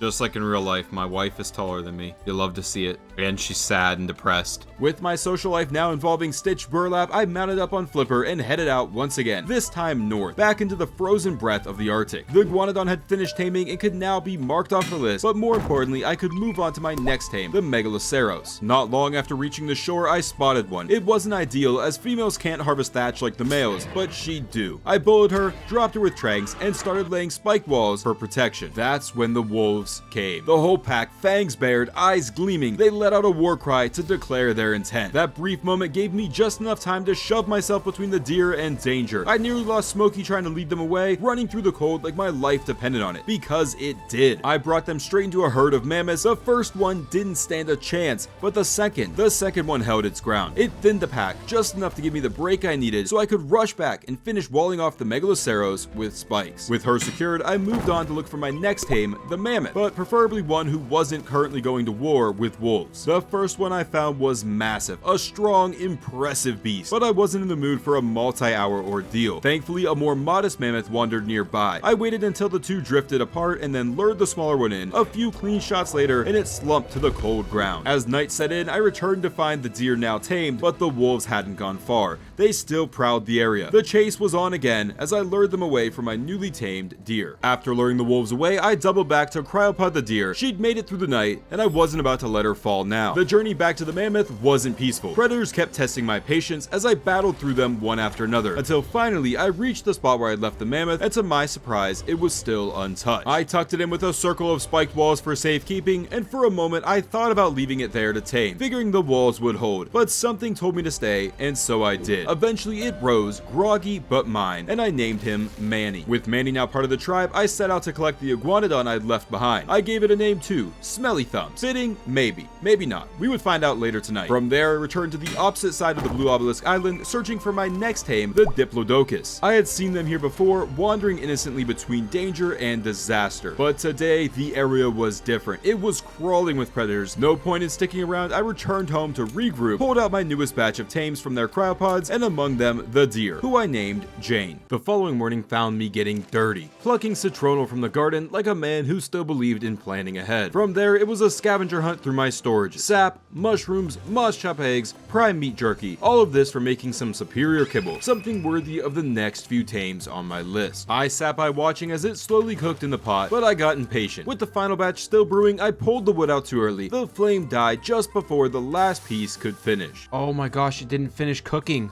Oh, I'm an idiot. I took all of the wood out before it finished cooking, and I just lost that kibble. Still, I packed up what I had and headed out. Made a pit stop at a nearby island where a yellow drop waited for me. At first glance, it looked like a total bust, but when it comes to surviving, even the garbage has some usage, and with that, it was off to the redwoods once more. It didn't take long before I spotted a Diplo lumbering between the trees, a perfect target. Of course, first I would have to deal with the welcoming committee of giant ants and pegomastics. With them clear, I fed the Diplo a single piece of kibble, and with compliments to the chef, it joined my team. But the redwoods never rest. A Microraptor, nature's flying middle finger, ambushed me, knocking me clean off of Smokey. Luckily, Smokey dealt with it, but that got me thinking. Microraptors are tameable, have no saddle, and I'm already here. I found another one, and sure enough, it stunned me too. This time, I whistled Smokey to stand down, and once the paralysis wore off, I knocked the little menace out. But of course, a third one jumped in. Oddly, the chemicals from the last stun seemed to protect me this time, some kind of bizarre immunity. With it dealt with, I started feeding the knocked out Microraptor with mutton I'd scavenged from that earlier yellow drop, when right on cue, terror birds attacked. I managed to fight off two while the third got distracted chasing a deer. Just then it hit me. A terror bird is actually the next tame on my list. I prepared a bolo, but as I did, the Microraptor finished taming, and so I pulled away, leading my new friend to safety. I scooped it up, slung it on my shoulder, and went right back to trying to lure out the last terror bird. That's when a Carno decided it wanted to join the party. Eventually, I shook the Carno and got the terror bird alone, but just as I was preparing to attack, a Microraptor once again swooped in for the stun. With me dazed and confused, the terror bird began tearing into my flesh, and I had no choice but to allow Smokey to take it out. It was either my life or the terror bird, and frankly, I've had enough dying. Thankfully, I would find a replacement terror bird not long after that, tied it up with a bola, and got it knocked out. I just failed to notice the horde of compies that were waiting at its feet. They swarmed the unconscious bird without even a thank you for the free meal. The rest of the night I spent weaving through the redwoods, trying not to get Microraptored into oblivion. Eventually, tired and fed up, I made my way to the Blue Obelisk, the same place where one of those little winged devils had attacked my raft back at the start of all of this. Tomorrow, the hunt continues. Right on cue, I spotted not one, but two terror birds. One chasing down a poor Equus, the other showing absolutely zero concern for basically anything. I zeroed in on one of them, lured it in, and hit it with a bola. It sat tied up, soaking every arrow I launched until eventually it broke free. But before it could escape too far, it staggered and collapsed. I fed it some prime meat and quickly surrounded it with spiked walls. After losing two terror birds already, I was done taking chances. With the taming underway, I wandered around the Blue Obelisk again, hoping to spot my next tame, a Doedicurus, but had no such luck. I found only raptors. Eventually, my terror bird finished taming. I cryoed it up just in time because nearby a Dinotherium was pacing about, and it didn't look too thrilled about the spiked wall decor I'd set up. Back home, trouble was once again brewing in the waters. A Megalodon had parked itself outside my water pen, circling like it was deciding which tame to eat first. I didn't wait for it to choose. I dove in, pike in hand, and handled it before it could make the first move. With the chaos settled, I turned to something simpler. Names. My Microraptor got christened Mike, tossed in the box with the rest of the ankle biters. the terror bird, drumstick, the diplodocus, bop top. I don't know if I'm getting creative or if I'm just losing it. Then it was time for some quick repairs to my crossbow as well as my armor, and with it fixed, I headed straight back to the redwoods. I remembered seeing a doe there the day before, and I figured it was worth checking if it was still around. And sure enough, it was. As the sun dipped below the horizon, I started knocking it out. But no tame ever goes down easy. The moment it collapsed, a pack of Troodons slithered up the shore, pouncing on the sleeping dodo like feathered piranhas. I jumped in, picking them off one by one, yanking them off the unconscious creature like weeds from a garden. When the dust settled, the doe was battered but alive. I loaded it up with kibble and quickly built a ring of spikes around it to keep any future pests away. At first light, I fed the doe enough narcoberries to keep it comfortably unconscious for the rest of the taming process. Then I turned north, this time towards the swamp, as the next creature on my list was the Sarco. I had barely got my bearings when I spotted a Dimetrodon moving slowly near the water. A satelless tame I knew I'd need eventually, but a swarm of bugs descended on me before I could even give taming it any real thought, and with death creeping on all sides, I decided to move on for now. There was also the matter of starvation setting in. I'd forgotten my cooked meat back at base, so I gnawed on raw meat like some desperate carnivore, just trying to keep my energy up. I pressed on through the hunger until I ran head on into a pack of Dilo. One of them landed an acid-laced loogie straight into my eyes, and it was then, through the haze, I spotted a Sarco-shaped shadow moving towards me. Conveniently, at that exact moment, my implant pulsed with a message of another successful tame. The doe had finished, and I could focus all of my energy on the Sarco. So with the Dilos dealt with, I began pumping tranks into the Sarco until it collapsed. But just as it did, another Sarco came barreling in. It luckily failed to grab me, and I was able to take it down with relative ease. And with the area now clear, I loaded up the unconscious croc with prime meat for taming. That's when I heard it, the old familiar sound of a Utyrannus roar, taunting me with promises to ruin yet another of my tames. Charging straight toward me and my downed Sarco, chasing some unfortunate creature down from the mountain's ridge. I scrambled, circling the large rock to break the line of sight, heart hammering in my ears. Eventually, the Uti moved on, leaving destruction in its wake. When I returned, the Sarco had finished taming. Another creature crossed off the professor's list. Putting the swamp behind me, I set out. My next target, the Ankylosaurus, found up in the frigid northern mountains. But as I left, I spotted a small grove of eggplant sprouts. Once grown, they become an auto defense turret, perfect for keeping thieving Ichthyornis away from my base. I gathered the seeds and pressed on. The mountain cold cut like a blade, but I pushed through the dark hours searching. Then, near the ridgelines, I spotted them, a mated pair of Ankylosaurus holding their ground against a saber-tooth. The big cat didn't stand a chance, and as soon as the fighting ended, I moved in, devouring the weaker of the Anky. Next, I loaded the survivor with my sleepy sticks. It fell with a heavy thud, and I filled its inventory with berries. Just minutes into the new day, things went south fast. A Utyrannus and its entourage of Carnos came thundering into the area before I could even build spike walls around the Anky. I was powerless to stop them, watching from a distance as they closed in on my unconscious tame. There was nothing I could do. The mountains had claimed another. With the Anky lost, I spent this morning being hounded by wolves, leading them into fights with nearby woolly rhinos and buying myself a bit of breathing room. That's when I saw it. Another Anky, this one green as the surrounding brush, camouflaged almost perfectly. I moved quickly, loosing trank arrows into its thick hide. But before I could finish the job, I spotted it. Something bigger, meaner, a Carno. But not just any Carno, this one was a beast, far larger than the ones I'd seen before. I began to back away, my heart in my throat, when the Anky dropped. It hit the ground hard, and the Carno saw its opportunity, storming in for a freshly delivered meal. But fate took a strange and somewhat sad turn. A baby Anky, fleeing from the chaos, caught the predator's attention. It peeled away just long enough for me to rush in and throw down a ring of spiked walls around the wounded but still breathing Anky. I knew the Carno could tear through those spikes if it wanted to, but maybe I could lure it away. I led it uphill towards a herd of mammoths, letting them take over while I returned to the Anky and started feeding it berries. With the threat momentarily gone, I even got a fire going and cooked my first real meal in days. Finally done living like a scavenger. But peace never lasts long. I looked up from the flames and there it was, trying to climb over the spikes, desperate to get the Anky. Its obsession with the tame gave me an opening. I circled behind and began chewing away at its feet with Smokey, and then it just sort of ran away. It circled back, but I had a plan. I positioned myself across an open cliffside, and the Carno, in all of its bloodlust, charged right off the edge. It fell like a stone, vanishing into the cold below. With that handled and the Anky hopefully safe, I turned to my next goal, a saber-tooth, searching through the tundra to the wonderful sound of Utyrannus roars in the distance. The fact that I've yet to get Uti roared is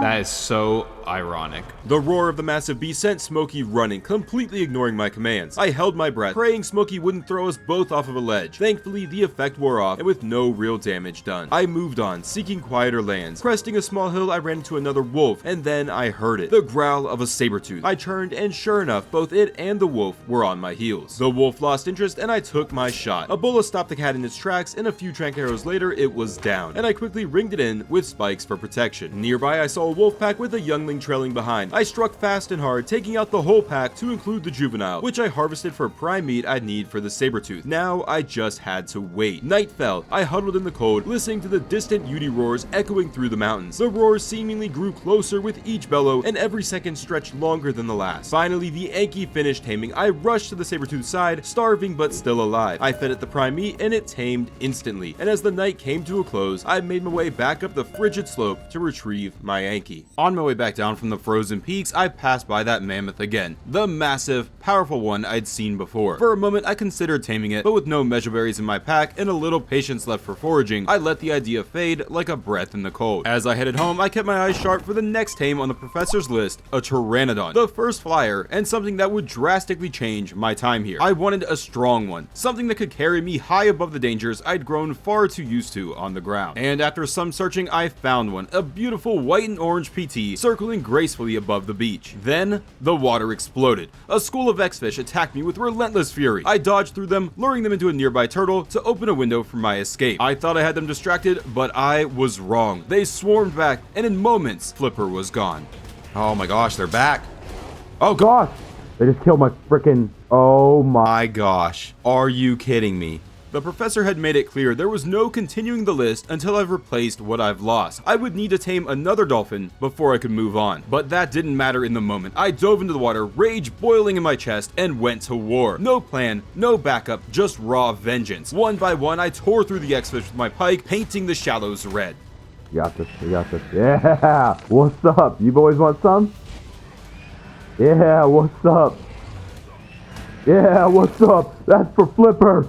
When it was over, I swam to where they had devoured Flipper and pulled his saddle from his pack. It was all I had left of him. Grief would have to wait though, I still had work to do. I needed prime meat to tame a new dolphin and came across a moss chops with a baby in tow and did what had to be done. With prime meat in hand, I scanned the waters again and again, but found nothing. No dolphins, only empty, endless waves. So instead, I shifted plans. I gathered the materials and built myself another raft. Rode Smokey down the beach till my home island was within sight and set sails once more, heading home with a heavy heart and only a saddle to remember my dear Flipper by. Back at base, I took some time to reflect and name the survivors of my recent journey. I dubbed the Sarco Queen Croc. My Anki received the classic name Pincushion, and my new Sabertooth was named Tigra. But I'd forgotten someone, the Doid. The poor lad was sitting in the redwoods waiting for my return, and I realized in this moment that I had basically became my father. But before I could retrieve him, I had a few things to do. I repaired the armor the X-fish had shredded, crafted a saddle for the future Pteranodon, and grabbed a few extra mejoberries in case I should decide to tame that mammoth. Then I set out on Glowfin, my faithful anglerfish, diving back into the deep in search of a new dolphin. It wouldn't take me long to spot one, but wouldn't you know it, a school of X-fish were waiting in ambush. Oh gosh, there's an X-fish. Of course there is. There's multiple of them. We gotta go. They're faster than us. Oh, they're faster than us. Why did they come so far up on the shore? Almost out of stamina. There's nothing I can do. Glowfin took a beating and I thought I was going to lose him then and there. But by some miracle, I escaped. I crowded him up the first chance I had and continued on foot. There, on the shore, I found a baby parasaur and again did what I had to. Then, slipping back into the water, I spotted the dolphin again. I approached slower this time, a little more cautious. It hovered near me, gentle and curious, and I hand-fed it the prime. Just like Flipper once did, this dolphin floated calmly by my side, our bond was formed, and it was tamed. And once in safer waters, I named the new dolphin Flipper's Revenge. And after a quick pit stop at base to drop off Glowfin, I returned to the island where I had first seen that strong PT. Took out a baby dodo for fresh prime and scanned the skies. And there it was again, gliding effortlessly over the sea. I cursed under my breath. I couldn't shoot it down over the water, but fate gave me a second shot. Another PT right here on the beach. But in that moment, a Dinotherium came barreling through the trees, trunk swinging and fury in its steps. Oh! I bolted back up the beach, trying to keep Smokey from getting stomped. That's when I noticed noticed that the original PT had landed on a small nearby island. Desperate, I made the swim. Open waters, no cover, just me and Smokey risking death. As we arrived, the PT noticed me and took off once more. No, you son of a gun. I risked it all to come get you. At this point, it was just taunting me. I was tired, I was frustrated, and so I did the stupid thing. I fired anyway, even while it was flying over the water. It eventually perched atop a jagged rock formation. I pulled back the crossbow one more time, loosing one last arrow, which landed right to the head. The pteranodon crumbled, knocked out cold atop the elevated rock. There was just one problem. I had no idea how I was gonna get up there. Then it struck me. Thatch, fiber, wood, I gathered what I could and built my way up. A shaky network of thatch scaffolding, ladders, and stubborn determination. Eventually, it was enough. I made it to the top. With the way up secure, I cannonballed back into the sea, surfacing beside Smokey. I crowed him up and then climbed back up to tend to the pteranodon. I fed it and sat patiently as the key to my future in these lands slowly began to tame. After some waiting, it opened its eyes. Its vibrant orange wings shimmered under the sun, and I called it Creamsicle. Nearby, a Bronto was under attack by a pack of raptors. I thought I'd test Creamsicle's might, swooping in to claim a victory, but the raptors got the killing blow. Still, flight was mine. The world changed in an instant. What once took hours to traverse now passed in moments beneath my wings. I made a beeline to the redwoods, and there, where I'd left it days ago, was my Doedicurus. Waiting patiently for my return, I named it Blueberry. And while I was there, I spotted a snail, another creature to tame. Without thinking twice, I scooped it up in Creamsicle's claws and headed home. Back at base, I dropped the snail into the sands of my island, but without any veggie cakes to tame it, I was just hoping it would choose to stick around. While here, I released my newest tames from their cryos and turned my attention to the next target on the list, the Caprosuchus, a missile-shaped crocodile who we've already had one too many run-ins with. But on the way out, I realized something. Those giant spiders I've seen countless times in the cave would be coming up soon on the list, so I doubled back to base to grab some crops I needed for making bug repellent. That's when I saw a problem. My citronal plant was nearly dead, completely out of fertilizer. Thankfully, my dung beetle had been working overtime, and I quickly refilled my planters. And the day ended as I crafted bug spray and restocked my narcotics in preparation for my biggest taming spree yet. The following morning, I made my way towards the swamp, Creamsicle gliding just above the jungle's canopy. On the way, I dipped into a lake to snag a yellow supply drop. Not the best haul, but a few halfway decent items. Once in the swamp, I began the hunt for my next target, the Capro. But the morning turned up nothing but buzzing insects and sweaty palms. Then something caught my eye, a Diplocaulus gliding through the marsh. Another saddleless creature, and one I hadn't yet tamed. I considered making a move, but a nearby Sarco had other plans, turning my potential tame into its next meal. Later in the day, I spotted another and began firing tranks into its slimy hide, but before I could take it down, it disappeared into the thick, murky waters. I thought I'd lost it, until the implant on my arm lit up. A small icon pinged in the depths of the swamp. The Diplo had succumbed to the narcotics in its blood. Nearby, parasaurs lumbered through the muddy land between the swamp and the northern mountain range. I managed to take one down for prime meat, the scent of which filled the air as I returned to the unconscious Diplo. I fed it the fresh prime and surrounded it with spikes for safety. I wouldn't linger long as the Capro hunt wasn't over, and not moments after continuing, I spotted one, hot on the heels of a fleeing Phiomia. Oh, Capro right there! Oh,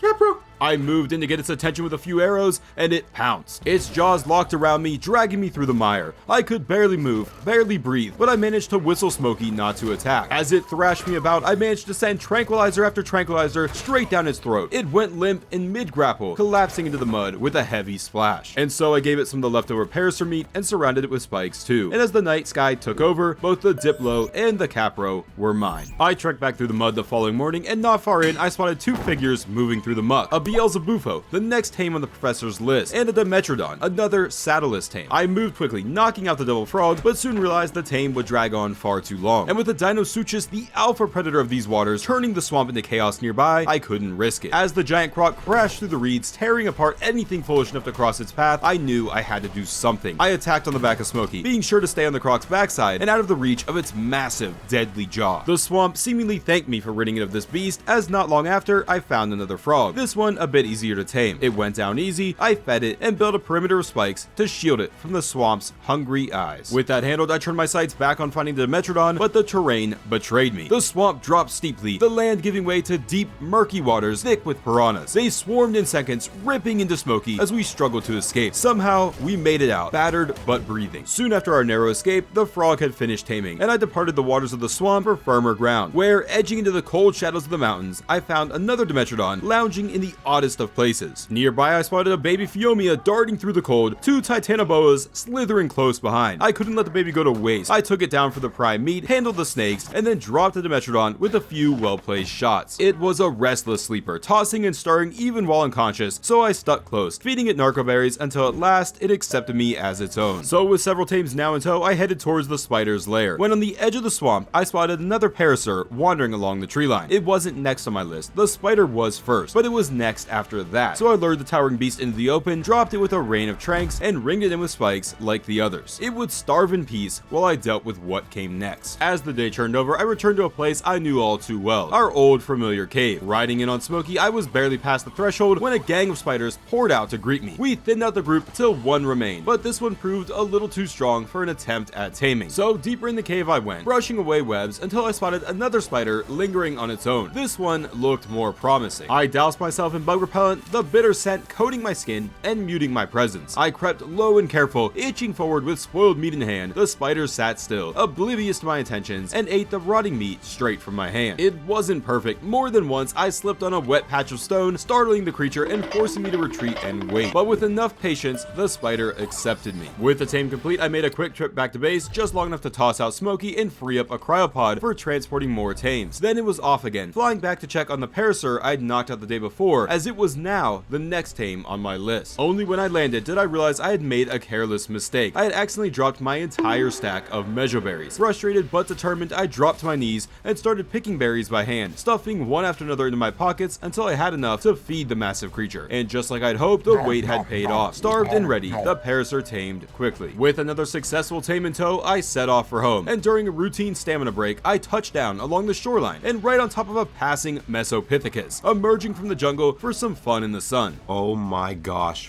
what an absolute find. Holy crap, what luck. I didn't hesitate. I grabbed berries from a nearby bush and began the delicate dance of hand feeding without spooking it. To my surprise, the monkey stayed calm the whole time, and within minutes, it was mine. What could have been a very frustrating tame done without issue. As the moon emerged for another night, I returned to base, this time for more than just a brief stop. It felt like this was my first time being home in days, and joining me was a whole new cast of tames, and each of them needed a name. The Mesopithecus was now Dixie Kong, the Capro, Baby Croc, the parasaur in its beautifully shaped head, Pen 15. The spider was named Gwen, the frog was named Frogger, the Dimetrodon, Not a Spino, and the Diplocaulus, Kaya. My base had never felt so alive. With a rare moment to breathe at base, I used the downtime to put things back in order. My crossbow was showing its age, so I gave it some much needed repairs along with my armor. Then I took Princess, my berry gatherer, out for a spin and came back with enough berries to fuel a new batch of narcotics. I also cooked up a stockpile of meat, sorted through my storage for whatever saddles I had lying around, and finally saddled up a few of my forgotten tames. Next came preparation for something a little unconventional. I crafted 2 water jars and drained the sloshing contents of my beer barrel, bottling the bitter brew. From the preserving bin, I dug out a few rare flowers, not for show, but for a special plant I had brewing, the Pelagornis. But first on the professor's list was the Chalicotherium, the beer-guzzling drunk of these lands. I'd seen them before near the backside of the blue obelisk below the cliffs. At first, they seemed to be avoiding me entirely, but after some searching, I finally spotted one. Without thinking, I pulled up my crossbow and knocked it out cold, only then remembering that it was a passive tame. Hey there everyone, me again, back because I have once again completely fumbled another tame. Now honestly, I don't have too much to say about this one. I just don't think I've ever actually tamed a Chalico and completely forgot that it's a passive tame. Anyways, we're going to be waiting a long while for this one to wake up, so we might as well get some other stuff done in the meantime. So while waiting on it to wake, I wandered to a nearby supply crate. Inside was a wall map, something decorative for the base, which at this point was starting to resemble a real home, minus the walls and all that. That's when I spotted it, a Pelagornis, stalking closely above the ocean waves for its next prey. I pulled a rare flower from my bag and with a grimace shoved it in my mouth. The bitterness hit instantly, but I stood my ground. The moment the aroma wafted into the air, the Pelagornis snapped. Once a gentle flyer, now a furious blur of feathers diving straight for me. I lured it to some land, hit it with a bola, and brought it down with a few precise shots. Like with the parasaur a few days ago, I figured I could let this bird starve down while I worked on taming a Chalico. Speaking of the Chalico, I returned to its side and used my magnifying glass to get a better look at its visuals. Sure enough, enough, the thing was barely waking up, so I left it to enjoy its deep slumber and hit up a nearby island in hopes of finding another, but I had no luck. That left me babysitting two unconscious creatures, one that I needed to wake up and one I needed to keep under. So I burned through some narcotics, keeping the Pelagornis asleep while the Chalico slowly came to. On the way back to check the Chalico, I spotted a second one, much stronger than the first and with a tolerance to match. I wasn't about to spend my whole stock of beer taming it, so I decided to be patient and wait for my original Chalico to wake up, hoping the long nap would mellow him out. In the meantime, I got to work. Blueberry the Doid and I started hauling in stone, a resource I'd need in bulk. Then I finally slapped a saddle on Manny and took him out for his first proper wood run. This guy's a walking lumber mill. I swung by the Pelagornis to top it off with more narcotics and stopped by the Chalico, who was still fast asleep. With time to kill, I headed back to base and crafted my first behemoth gate frame and gate. Then it was back out, stone by Doid, thatch by hand, and another set was crafted. Another quick wood run with Manny, and the third set was on the way. Once I had those crafted, I started working on the skeleton of a new, larger water pen, but the Pelagornis alarm went off in my head, and I rushed back to pump it full of narcotics again. Then, finally, I returned to find the Chalico was up and awake. I approached carefully, beer in hand, hoping time had soothed the grudge I'd earned by knocking him out. At first, he wasn't having it, but eventually, he took the beer. One drink shared, and we were bros for life. With that done, I returned to the Pelagornis, now starving. I fed it, and in an instant, the bird was tamed. Back at base, I named the new bird Pelipper, and the beer-guzzling Chalico, I named him Dad. With that done, it was time to get back to work on my waterfront renovations. Up the shoreline from my base, I found a flat stretch of shallow ocean, perfect for the new water pen I'd been planning. I started laying out the first few gates, but needing one more, it was back to gather some more stone, crafting one final gate to complete the new enclosure. But then I had another idea. Gate by gate, I dismantled the old pen and added those gates to the new pen to extend it up to the more shallow waters. With the perimeter secured, I finally let the water crew loose. Flipper's Revenge, Blowfin, and Miss Ray swimming free in their brand new enclosure. But there was still a vulnerable spot along the shore, so I sealed that off with a few extra gates, slipped a foundation under one that was floating awkwardly, and guided Flipper and Glowfin up into the shallows where they'd be safe but still ready for adventure. Back at my main camp, I did some decorating, hanging up a wall map and dropping a bench down just below it. This place was really starting to feel like my own cozy little camp. With the comforts sorted, I cooked up some more chowder to help me hold my breath hundreds of feet under the seas, because the day's mission, the next tame on the list, was the Dunkleosteus. I didn't have to search long. Not far off from my base, I spotted one that would be easy enough to tame. I surfaced, gulped down the chowder, and readied my crossbow. Problem was, this fella had a partner. Mate boosted and tanky, it soaked up arrow after arrow like it was made of metal. I circled it in the water, the situation growing more tense with each shot that failed to drop it. The dunk had depleted my entire stock of arrows, and so I zipped back to base and began to refill my arsenal, packing a stack of narcotics into my bag to turn the arrows I was crafting into tranks along the way. With more arrows in hand, I returned to the depths and soon spotted the same dunk from before. I lined up my shot and began hammering away until chaos erupted. From the shadows of the sea, a plesiosaur charged, breaking through the gloom like a torpedo. Regardless, I stayed on the dunk, loading with more arrows. That was until I realized that, in the panic, I had wound up chasing the wrong dunk. Eventually, after a wide sweep of the dark seas, I relocated the real one. One last frantic chase, a few final arrows, and it was down. But I barely had time to celebrate before trouble struck again. Eels. Two of them came darting out of the dark, their bodies crackling with electric menace. I dashed out of the depths, luring them towards the shallow waters of the shoreline. Strafing through the waves, I landed arrows into one of their sinuous bodies, and once it was weak, finished it off with Flipper.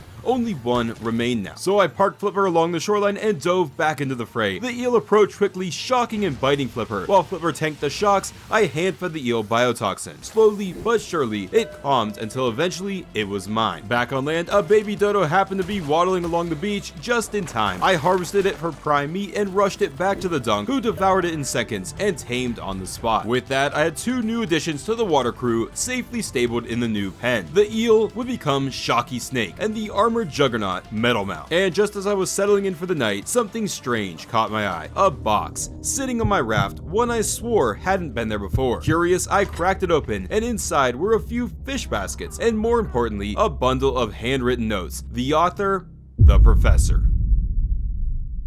Hello, my dear boy. I've been following your progress closely, and I must say, you've been getting along much faster than I expected. I write you now to inform you I've found new ways to complete research on creatures previously believed to be untamable. I've sent you some fish baskets. Using these, you can trap the coelacanth, the saber-toothed salmon, a piranha, trilobite, and leeches. Please trap and tame these creatures to research them. And don't worry about your mother. I've been taking great care of her. Sincerely, Professor Oak. The next day began quietly as I combed the still waters of my new pen, hoping that maybe by chance some of my latest targets had wandered inside on their own. But after a thorough search, it was clear there were none. So I took to the nearby shallows, and there, gliding through the water, I found a coelacanth. I dropped a fish basket, watched it swim in, and snapped the gate shut. I released it inside my pen and named it Dory, my own little forgetful fish. Next up was a piranha. The first one broke through the basket like it was nothing, splashing violently and slipping away back into the ocean's depths. But I wasn't giving up that easy. The next one I baited more carefully, and this time it stayed caught. I dropped it into the water pen beside Dory and named the little terror Nibbles. Feeling confident, I flew back to the river where I'd once tamed a Hesperornis, thinking I'd find some saber-toothed salmon lurking within. No such luck, just more piranhas, and I'd had enough of those for one day. So I decided to put fish taming on hold and headed back to the redwoods. The next target on the professor's list was a dire bear, and it didn't take long for me to find one, roaming beneath the massive trees, lumbering beside a Gigantopithecus, another saddleless tame. Oh, look at that. There's one right there. Ooh, and there's a big old monkey. I began firing arrows into the bear from the safety of a cliff, and once it ran, I darted after it on Creamsicle, jumping off to fire one last arrow into its back, dropping it into the bush. It's down. Oh my gosh, we actually put it down with a crossbow. I didn't know that was even a thing. To feed it, I sought out something with some prime. A nearby Carno donated the first chunk, and a wandering Diplodocus provided the rest. While the bear was taming, I circled back to the giant ape, but it was stronger than I'd hoped and would be far too time-consuming for now. Before long, the dire bear rose to its feet, and I crowded up for the journey back home. I got the bear home safely and gave her a fitting name, Honeypot. She looked like the kind who would maul you for a jar of it. Jumping right back in, the next tame on the professor's list was the Archelon. I thought I'd heard one nearby, so I waded through a group of aggressive Dilos to reach the waters they guarded. But the sound was a false lead. There was no turtle in sight. As I turned to leave, a filthy Ichthyornis swooped in to rob me blind yet again. Oh no, you didn't, dude. All of my narcotics, are you kidding me? Eventually, I would find one. The Archelon was locked in a fight with a swarm of X-fish. I fired a few arrows to help it, but as I did, a flicker of motion caught my eye. A saber-toothed salmon, just off to the side. So I took a detour, fumbling with the fish basket while trying not to get torn apart in the process. After some trial and error, I managed to trap one and stashed it safely in my inventory. With that, it was back to the Archelon. Miraculously, it had survived the X-fish attack. I pulled out the biotoxin I'd collected from jellyfish days ago and paddled up beside the great turtle, surfing its back and slowly hand-feeding it the noxious sludge. Oh, this is so cool. Oh, buddy, don't go towards the Spino.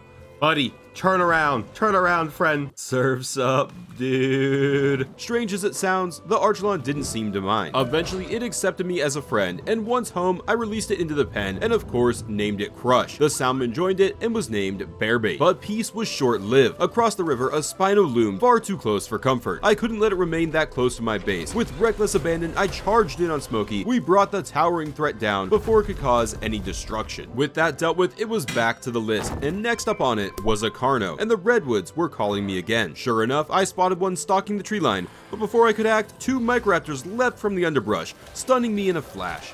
Smokey, loyal as ever, came charging to my rescue, but got a little too excited and started a brawl with a whole flock of Dimorphodons. The forest was as chaotic as ever, and as the dust settled, I noticed some baby Pagomastics searching desperately for their parent who had been caught up in the fray. Somehow, taking out the baby Pagos didn't feel nearly as bad as some of the other babies we've dealt with, and as the night settled in over the forest, I finally spotted another Carno. I knocked it out and fed it the baby Pago to begin taming. With the Carno still taming, I wandered through the redwoods, eyes open for anything interesting. That's when I saw it, another Gigantopithecus, this one smaller and more approachable. It would have been an easy tame, but I chose to hold off for the time being. Nearby, I looted another beaver dam, stuffing my pockets with cementing paste, all while keeping my eyes peeled for potential threats. Sure enough, not long after, one of those little gremlin Microraptors launched itself at me. I panicked and made a run for the coast. My logic, there was no way a Microraptor could chase me underwater. I was wrong. The thing shot straight into the water like some sort of feather-covered torpedo. I couldn't help but admire the sheer determination as I sat stunned. By the time I finished wringing out my clothes from my little plunge, the Carno had finished taming. I secured it in a cryo and headed home, when on the way, I spotted a purple loot crate not far off my path. Inside was a shiny improved hatchet and some prime meat jerky, perfect for future kibble. Then, by sheer luck, another purple drop landed nearby with even more jerky. It's almost like the island wanted me to succeed. Back at base, I stashed the jerky in the preserving bin and turned to my new carnivorous companion, naming him Baby Arms. After that, I got to work on the kibble prep. Grabbed some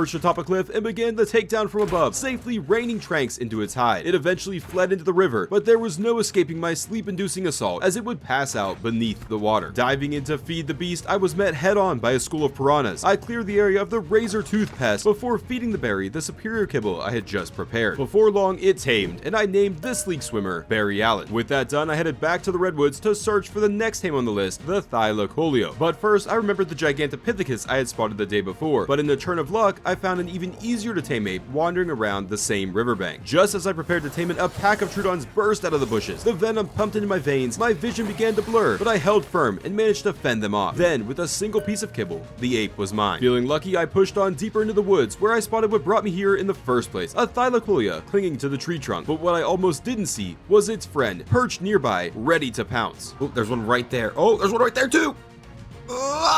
Oh, that could have been so bad. I picked the weaker of the two and let an arrow fly, striking it clean in the ribs. The creature lost its grip and tumbled from the tree, crashing down to the forest floor, where I would continue hurling arrows as I attempted to put it down for a little catnap. The chase with the Thyla continued as it chased me down to the shoreline, where I figured it would be easier to track, until I was ambushed by a pack of Trudons. Venom surged through my veins again, and I felt that familiar fog creeping in. Certain I would pass out, I found some safe ground, but again, I resisted. I should have taken this as a sign, but I didn't. Instead, I made a foolish call, pushing poor Creamsicle too hard. Exhausted and annoyed, she landed near the shoreline, where a terror bird quickly attacked. She was pushed into the ocean and had no choice but to dump me. I crashed into the sea, where I was joined by the Thyla. I panicked, arrows flew wildly from my crossbow, and somehow amidst the chaos, I hit enough to make it retreat. Meanwhile, the terror bird had joined the fray. I managed to fight it off, but the victory was short-lived, as I found my Thyla passed out beneath the water, unconscious and drowning. Still desperate, I scouted the redwoods again and spotted another Thyla in the treetops. One trank arrow sent her tumbling, but waiting nearby where she landed was a dire bear. One accidental swipe was all it took. The bear made short work of her. Not willing to give up, I turned my sights on the friend of my original Thyla. Another well-placed arrow knocked it from its perch, and I scrambled for high ground, raining trank arrows from a distance as it tried desperately to find its way up. Then it ran. We tore through the forest together, me chasing, arrows flying, until it dove into the water again, circling endlessly. When it finally climbed out, I lost it in the thick of the forest, only to find it moments later, dying to yet another dire bear. The sun was sinking now, and I was losing hope. Then I saw one, a strong Thyla, too strong to tame, but she was mate boosted, and her partner was more my level. I locked in on the mate and began the tame. I was so close to having it down, but that's when the Pegomastics arrived. The dirty little thieves lunged from the ferns, stealing the meat I had set aside for taming. I managed to kill them, got the meat back, and returned to fire the last few arrows. I squeezed the trigger, and the sound of a hollow click filled my ears. The Pegos had taken my arrows too, and now had disappeared into the bush. Oh, I'm out of freaking trank arrows because they stole my trank arrows. Oh, I hate this so much. Frustrated but not defeated, I scrambled to craft another mortar and pestle, gathered narcoberries, and started brewing more narcotics to turn into a handful of trank arrows. But when I returned to where I last saw the Thyla, it was gone. The next morning, I flew home feeling utterly defeated. The forest had chewed me up and spit me out, and I needed to regroup. Once I landed, I got to work. I restocked my trank arrows, pulled a few spike balls from storage, and named my newly tamed Gigantopithecus Donkey Kong, before fending off yet another invasive ichthyornis because I still haven't gotten around to placing those explants. After gathering wood, thatch, and berries with Manny, I brewed up a fresh batch of narcotics and combined the other materials with some stone to start building a Thyla taming trap. Finally, I gave my bow a much needed repair and it was off to the redwoods yet again. Finding a Thyla was proving difficult, but I did spot something promising, a Megatherium, next on my list after the elusive tree cat. And then through the dense fog I saw it, a Thyla, clinging to the tree almost invisible until I was nearly face first with it. I landed Creamsicle to catch your breath and then set up the trap as a curious pack of compies gathered, silently watching me work. One arrow later, the Thyla dropped from the tree and I baited it towards my freshly built trap.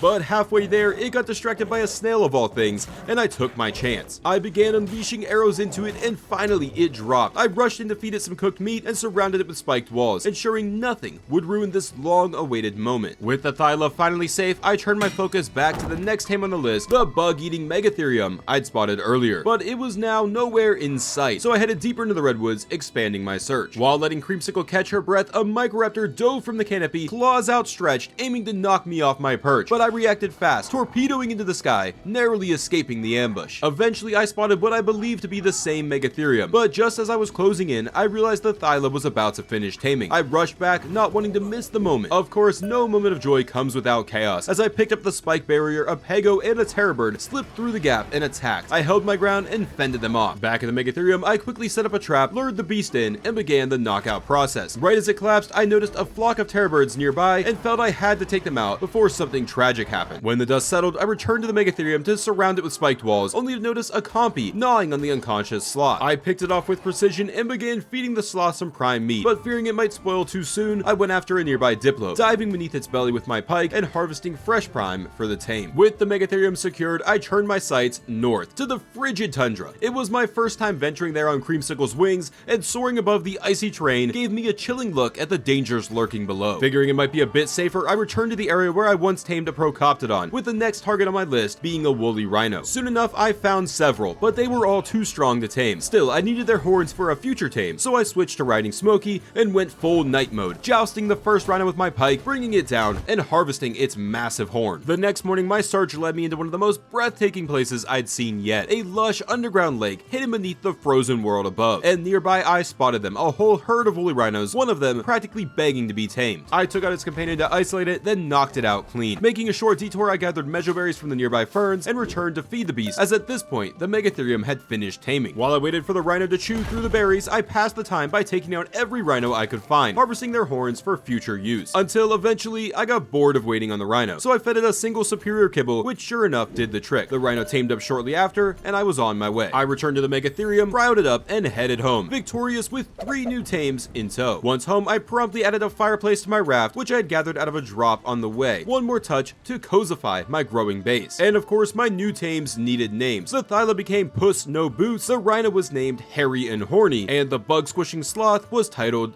Bug Basher. With that, I ended the night harvesting 2 of each crop from my garden and combining them with the rhino horns and black pearls gathered from trilobites. Into the pot they went, and soon I had a broth of enlightenment cooking in preparation for my next tame. Before setting out, I raided the preserving bin, grabbing bug spray and rare flowers, and with the precious broth of enlightenment in hand, I headed back towards the jungle cave. Today's goal, the Arthropleura. I returned to the dense jungle, flying towards the mountaintop entrance, but before I even found it, fate intervened. An Arthro sitting quietly atop a large boulder. With bug spray masking my scent, I crept up, broth in hand, heart pounding.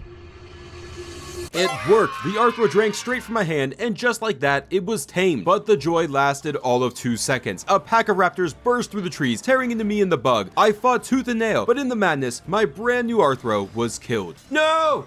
Not those scales, the Arthro. Oh, but the broth of enlightenment, you bum. Oh, you bum! Now, brothless and bitter, I struck down a baby saber-tooth to harvest some prime meat. I'd let it spoil, knowing I'd have to switch to spoiled meat for my next attempt, which took me to the cave I'd originally sought out for, but it laid completely empty, save for my old friend, the blue crate. Inside was a set of improved gloves, a small reward for my struggles. With no Arthros inside, I set my sights onto Skull Island. There, atop the crown of the skull, I found something else, a group of bats trapped beneath a rock slide, saddleless tames, trapped and waiting to be tamed. To feed them, I first found a baby moss chops on the shore, harvested some fresh prime meat, and returned. A lone scorpion had joined the bats, but I handled it easily enough. I applied bug spray to mask my scent from the bats, but oddly enough, they were still drawn to me. Still, I cleared some overgrowth and managed to feed one bat its first piece of meat. We sat there atop the head of the skull, eyes locked, heart bonding, a man and his soon-to-be tamed bat. But then, things went sideways. When it came time for the second feeding, the bat had nestled too deep into the rocks, making it impossible to interact with it. While I tried to adjust my angle, its friend slipped through the rocks and bit me. Rabies coursed through my veins in seconds. In a fit of panic and anger, I fought back and accidentally struck the one I had been taming, ruining our fragile trust. I eventually put the second bat down, but my tame was now spooked, stubborn, and nearly unreachable, and I was left standing there frustrated, trying to salvage what I could from a day that started with so much promise. The next morning began with me still clinging to hope, trying one last time to feed the stubborn bat buried beneath the rocks on Skull Island. But after several fruitless attempts, I had to face it. I was wasting time and gave up. Around the backside of the island, I spotted a new Arthro lurking near a few bats. I cleared out some of the flyers, applied fresh bug spray, and parked my Pteranodon safely to the side. With spoiled meat in hand, I approached. The Arthro barely reacted. It just sat there completely uninterested. I fed it once, then again, and finally, it joined my ranks. Wanting to try my luck again with the bats, I flew to another beach and struck down a baby turtle for prime meat as its mother tried desperately to fend me off. I then returned to the backside of Skull Island to try taming one of the remaining bats. However, it wanted nothing to do with me and only wanted to attack my Pteranodon. So it was back to the top of the skull and the rock slide, where my original bat remained stuck, waiting and willing to eat again. It took an eternity, feeding attempt after feeding attempt failing, but eventually, finally, it turned me and accepted the meat. Just like that, the bat was mine. Feeling accomplished, I made a quick stop to the top of the blue obelisk to look for the next tame on the professor's list, the skittish Tapejara. I'd seen them here before, but today, there was nothing. So it was back to base where I gave names to today's trophies. The Arthro became Bugtua, and of course, the Onyx was named Zubat. My return also gave me a chance to repair my tattered armor, barely holding together from the misadventures of the last few days. Still, there was treasure to look forward to. I picked up a few maps on my recent travels, and to my surprise, all of the marked locations were nearby. But that adventure would have to wait, as the base was becoming a zoo. Carnivores, flyers, fish, mammals, they were everywhere. So I got to work, relocating the herbivores to a proper space of their own. The next day began with a final push to relocate all of my herbivores to their little cluster. I gave them a feeding trough and stocked it full of fresh berries to keep them fed. With things at home settled, it was time to chase something shinier, treasure. Before setting out, I couldn't resist stopping for a yellow ring drop nearby. It delivered some solid saddles, perfect for helping me reposition my growing collection of creatures. Chest 1 gave me reinforced boots and a saddle for my dunk metal mount. Chest 2, even better boots. Thick, durable. Honestly, I was starting to overheat just wearing them. Chest 3 brought power, strong leggings, and a high-end sniper rifle. I was ready for war. I flew home, stashed the loot in my growing pile of treasures, and considered my next move. The professor's list actually had 2 creatures up next, the Tapejara, which we already looked for, and the Savactinus. I found a school of them just off the coast of my island and perched atop a seaside rock to plan my approach. Then chaos struck. Without warning, a few of them launched out of the water, grabbing Creamsicle and dragging her under. I panicked, pike in hand. I slashed and jabbed until the X-Fish released her. We both surfaced, soaked and shaken, but alive.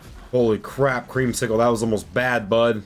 Creamsicle, you stay up there, brother. This is risky business we're getting involved with here. But they weren't done yet. Later, another of them got me, clamping its teeth around my torso and dragging me down. I fumbled with my bow, launching a few arrows into its skin, until eventually, my bow jammed. I was left with no choice but to stab over and over with my pike, until the fish was dead. Still determined to tame the thrashing sea devil, I knew I needed a better plan. So I spent the morning crafting gates and frames for a trap. Out near the Blue Obelisk Island, I spotted one off the coast, built a quick trap, notched an arrow, and fired. Nothing. It didn't take the bait, it just vanished into the deep. But I wasn't giving up that easily. Another school emerged, shimmering just beneath the surface. I repeated the setup. This time, they bit. Or almost. One got snagged on a rock and flopped helplessly. I thought I had a chance and fired a few arrows until it wiggled free and chased off after a Megalodon. My attempts had depleted my stock of arrows, and so I began to restock them and returned to continue attacking the same X-Fish. Nearly unconscious, it bolted for deeper waters, and that's when it hit me. The only way I'm knocking one of these monsters out is on the back of Flipper. So I bolted back to base, grabbed Flipper, and crafted arrows on the ride back. I found the same fish again. This time, it wasn't alone. I managed to shake its buddy and lined up for a shot, only to realize the narcotic had worn off. It wasn't fleeing anymore. It grabbed Flipper, teeth sinking in as I fired arrow after arrow, trying to drop it mid-chomp, but it wouldn't go down. Finally, I lashed out with my pike, forcing it off my dolphin just in time. Flipper was hurt, but still swimming. I kept making quick, risky passes, tagging with Tranks, until eventually its friend returned and scared me off again. Later, I spotted another pair with one worth taming, but before I could even try getting them separated, they fell into a battle with multiple Megalodons. megalodons. I tried getting involved, but as I did, a jellyfish out of nowhere stung me right off a flipper. It burned like hell, but luckily the damage was minimal and I escaped. By nightfall, I spotted another lone X-fish. It had just finished off a manta and looked like a safe bet, so I baited it away, looking for somewhere secluded to begin another game of trank tag. But then I made a tragic mistake. I let the X-fish get too close and it surged forward, snatching Flipper straight from beneath me. She was still recovering from our last brush with death and I couldn't risk losing her. I was left with no choice but to put the fish down. Thankfully, the sea was swarming with more. Hope rekindled, I spotted another pair and tried luring the weaker one away, but in my haste, I dragged it straight into a swarm of mantas and they tore it apart in seconds. So I pivoted. If I couldn't have the weaker one, I'd tame the strong. We danced through the sea, me on Flipper's back, dodging its lunges while peppering its hide with trank arrows. It had to be close. Then as I fired off one last shot, my crossbow snapped. Cursing, I raced back to base to repair it and grabbed a fresh stack of narcotics. I returned and found the same fish still patrolling the area. Again, I let fly arrow after arrow, but it wouldn't fall. Then it grabbed Flipper again, yanking her from under me. I surged towards the surface, lungs burning, gulped a breath of air, then dove straight back into the chaos. With pike in hand, I tore the fish off of her. I barely had time to breathe before it happened again. Another slip, another grab, another desperate rescue. Still, I kept at it. Arrow after arrow pierced the fish's thick scales, and yet still it wouldn't fall. Until eventually my entire stock of arrows was exhausted, and so was I. Defeated, I turned away from the ocean and looked to the skies. High on a familiar hill, a tapajara had returned to nest. Maybe this was my redemption. I chewed up a rare flower and let its scent drift across the air. The creature took notice, chasing me down to a nearby island. I readied a bola, it swooped in, and I missed. Frustrated but undeterred, I crafted more bolas, and when it circled again, this time I hit it. But the beast's momentum carried it into the shallows, and I couldn't risk knocking it out where it might drown. I wasn't giving up on the tapajara just yet. I waited patiently, and when I finally got it to return, I was ready. The bola flew true, and this time, it crashed on the solid ground. Carefully, I started putting arrows into it, but as blood painted its wings, I hesitated, worried I might kill it before it passes out. So I pulled out my magnifying glass, hoping to check its torpor, but as I fumbled with my tools, it broke free of the bola, and with one beat of its wings, it was gone. This time for good. Even my rare flower couldn't coax it back. It had learned. But with that, a new plan formed. What if I used a rare flower to lure an X-fish up onto the land? If it beached itself, it'd be helpless, perfect for taming. I spent nearly the entire day scouting the coastline, looking for X-fish in water shallow enough to make the plan work, but found nothing. Until eventually I found a cluster circling a large rock that was jutting up from the ocean. With just a tiny pocket of shallow water, it was a long shot, but it was all I had. One fish flopped up, and for a moment I thought I had it, but as I scrambled to build a gate to trap it, it died right in front of me. Another took the bait, dragged itself up on the rocks, and again I fired arrow after arrow, but like everyone before it, it refused to fall. Before I could even consider restocking, a group of megalodons showed up, luring the fish back into the sea. So with another day lost to my own mistakes, I returned home, gathering berries, grinding narcotics, preparing for another round. Before setting out, I mounted up one of my moss chops and had it gather heaps of fiber. With a stockpile of flint and thatch already waiting, I crafted a mountain of arrows. Back on the water with Flipper, I gave it another go, hoping today would be different. But right outside of my base, 3 X-fish were patrolling the coast, so I tried the land luring method again, hoping to trap one, but it just wasn't going to happen. So I returned to what I knew, underwater combat. Only one fish remained nearby, and it looked as tough as nails. But then, fate tossed me a lifeline. Just off the coast, I spotted another X-fish, and this one was in a peculiar spot, wedged between a tight cluster of rocks, unable to flee or fight. It was stuck and vulnerable. It wasn't the cleanest tame, and part of me hated exploiting its misfortune, but I was desperate. These last few days had tested me. I needed to push forward. The research had to continue. I fired arrows into its side, watching its torpor rise with each shot, until finally it collapsed. I rushed back to base to grab some superior kibble and returned to feed the fish. Before long, the tame was complete. It wasn't my proudest moment, but it was done and over with. I brought it home and into the pen, safe and secure. I named it Lockjaw. The next morning began with another Manny-powered wood run, and after gathering enough, all that was left was to wait for my forge to smelt a few final pieces of metal. Once I had enough, I crafted something new, a tree platform, my ticket to a lofty new endeavor. With my dire bear saddled and cryoed, I set my sights on the redwoods again. This time the goal was a queen, a giant wild bee, another saddleless tame, but one that came with her own set of risks and rewards. As I entered the redwoods, the scene felt oddly familiar. A thyla clung high above, a silent sentinel watching the forest below. Just beneath it, my target, a hive, pasted to the trunk of the towering tree. I tried to place the tree platform beneath it, but of course, it wouldn't snap where I needed it. So time for plan B. I constructed another crude thatched scaffolding, and with the structure complete, I doused myself in bug repellent, summoned the dire bear, and began harvesting the hive. Sticky honey poured out, and then I smashed the hive open to draw out the queen. But she wasn't having it. Straight into the tree bark she went, hiding in the deep grooves of the massive redwood. I found another hive deeper in the woods, built another scaffold, and sent the bear in again. Honey, then destruction. But again, as the hive broke, the queen fled straight into the tree. Thankfully, with some time, time, she emerged from her hiding spot. But before I could even move in for the attempted tame, a group of pegos launched themselves at my dire bear. I fended them off for the moment, but after dismounting my bear to safely approach the bee, another pego attacked. I wouldn't notice what it stole in the moment, but it was tragic. All of the chaos caused me to lose sight of the bee for some time, until eventually I heard the sound of her familiar buzz once more. I stalked behind her, approaching slowly, and only then did I notice my flowers, her food of choice, had been stolen.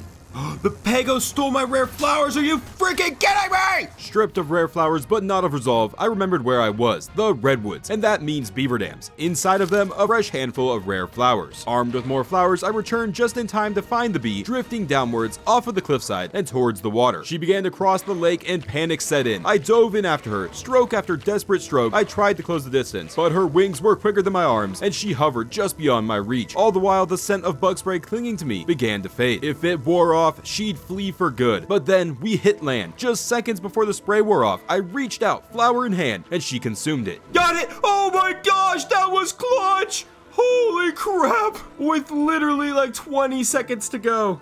Get away from my bee. Get away from my bee, you bum. So with the bee secured, I headed home, stopping briefly at the blue obelisk to look for another tapejara. And sure enough, a new one had arrived and taken up shelter in the once abandoned nest. With another rare flower, I lured the skittish bird down to the island below. This time, everything clicked. The bolo landed, the arrows flew, and the tapejara fell peacefully asleep. With it out cold, I raced back to base, stashed the bee's honey in the preserving bin, and went to hunt for prime meat. I found a baby trike, innocent and unaware, but the mother was not. She charged with a vengeance, and one mighty swing of her head launched me straight into the ocean. Dripping wet and sore, I emerged from the surf, bloodied but determined, and carved the prime I needed. Back on the island, I delivered the meat and let the bird feed. While it tamed, I turned to something more peaceful, baking. My cooking pot bubbled throughout the day as I tossed in my crops, honey, sap, and other ingredients, churning out veggie cake after veggie cake. And as the sky turned dark, the tapejara awoke. A long-awaited victory secured. Back home, it was time for some names. First up, the bee was named Beedro. I let her buzz her little heart out, building herself a hive, and once finished, she vanished inside. Next, the tapejara, who I named I'd Tap That. Look, it's been a long island stay, and I was beginning to get a little lonely. With that done, I began prepping for my next tame. Stone fence foundations and walls were crafted for a special trip, my first to the giant floating island. Rumor had it, this mysterious place was a breeding ground for Megalosaurus, and that was next on the list. I eventually made it to a lake at the center of the landmass where I paused to search for beaver dams, but that's when I saw him, a father Megalosaurus curled up in sleep, peaceful as can be. There's a mom and a baby right here. Well, could be a dad.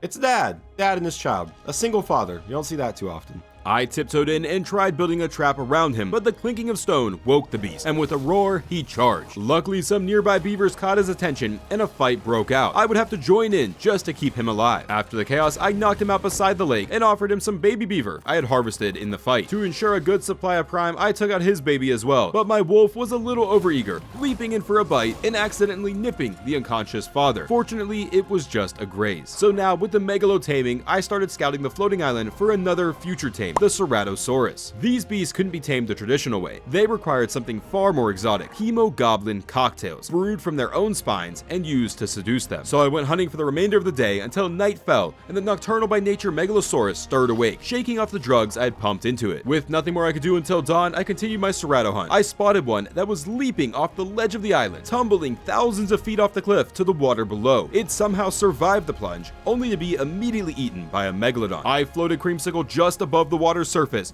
jumped in with a splash, swiped the Ceratospine, and scrambled back on the Creamsicle's saddle, wet, cold, and a little unnerved. Early into the next day, I found another defending its offspring from a pride of saber-tooths. I moved in to join the fight, but as I got close, an Allosaurus barreled in, finishing off the Cerato for me. While it was distracted, I slipped in like a thief in the night, swiped the Ceratospine, and got out clean. Unfortunately, the baby Cerato was nowhere to be found. With that done, I returned to check on the Megalosaurus, hoping to knock it out again and salvage the tame, but the area had changed. It was now swarming with predators. I cleared out a few Argentavis and managed to put the Megalo back under, but the damage I caused knocking it back out also knocked down the taming, setting it back slightly. Later in the day, I spotted another Cerato. It was tempting, but the surrounding area was just too volatile. I continued searching until night began to fall again, and I returned to my stubborn Megalo once more. But just as I tried pumping more narcotics to speed up its hunger, its eyes snapped open. The beast stirred right in front of me, so close to being tamed, yet still not mine. I knew I needed a new plan to tame it faster, as well as something to help take down the Ceratos more effectively, and so I headed home. When on the way, my luck churned a Quetzal, a future tame, and one that could prove difficult to locate. I couldn't tame it yet, but it was worth taking note of its location. Back at base, I grabbed some kibble for the Megalosaurus and armed myself with the high-powered rifle I had found a few days earlier. Back on the floating island to continue my Cerado hunt, I began picking 2 of them off with my sniper rifle, when as I peered down the scope, I felt the sting of something nipping at my heels. Not knowing what it was, but feeling a bit lightheaded, I scrambled to safety atop a cliffside perch. When I returned, I found an Allosaurus had once again tore through the Cerados for me. As a thank you, I lured it off the cliff into the water below, then circled back to gather more Cerado spines, fending off a pesky Argentavis to get the job done. Then came the return to the Megalosaurus. One more time. I knocked it out again. This time, somehow, my shots didn't reset the taming progress. A single feed later, and finally, after days of struggle, it stood up as mine. With that battle finally behind me, I set my sights towards the frozen mountains. The next tame on the list, the Daedon. I found 2 almost immediately. The problem was they were a little too close to some mammoths who looked ready to flatten them in an instant. I lured one off a cliff, tumbling down the cold, rocky mountain together until it got wedged behind a rock. Yes, look at him in this little crack. What a dummy. He's stuck. It was helpless as I dropped it with ease, and once down, fed it some kibble for a fast tame. Once it awoke, we headed back home, stopping on the way for one last rattle hunt on the floating island. I caught one patrolling a riverbed, unaware that in this moment, it was the one being hunted. One shot from my high-power rifle was all it took. The beast dropped.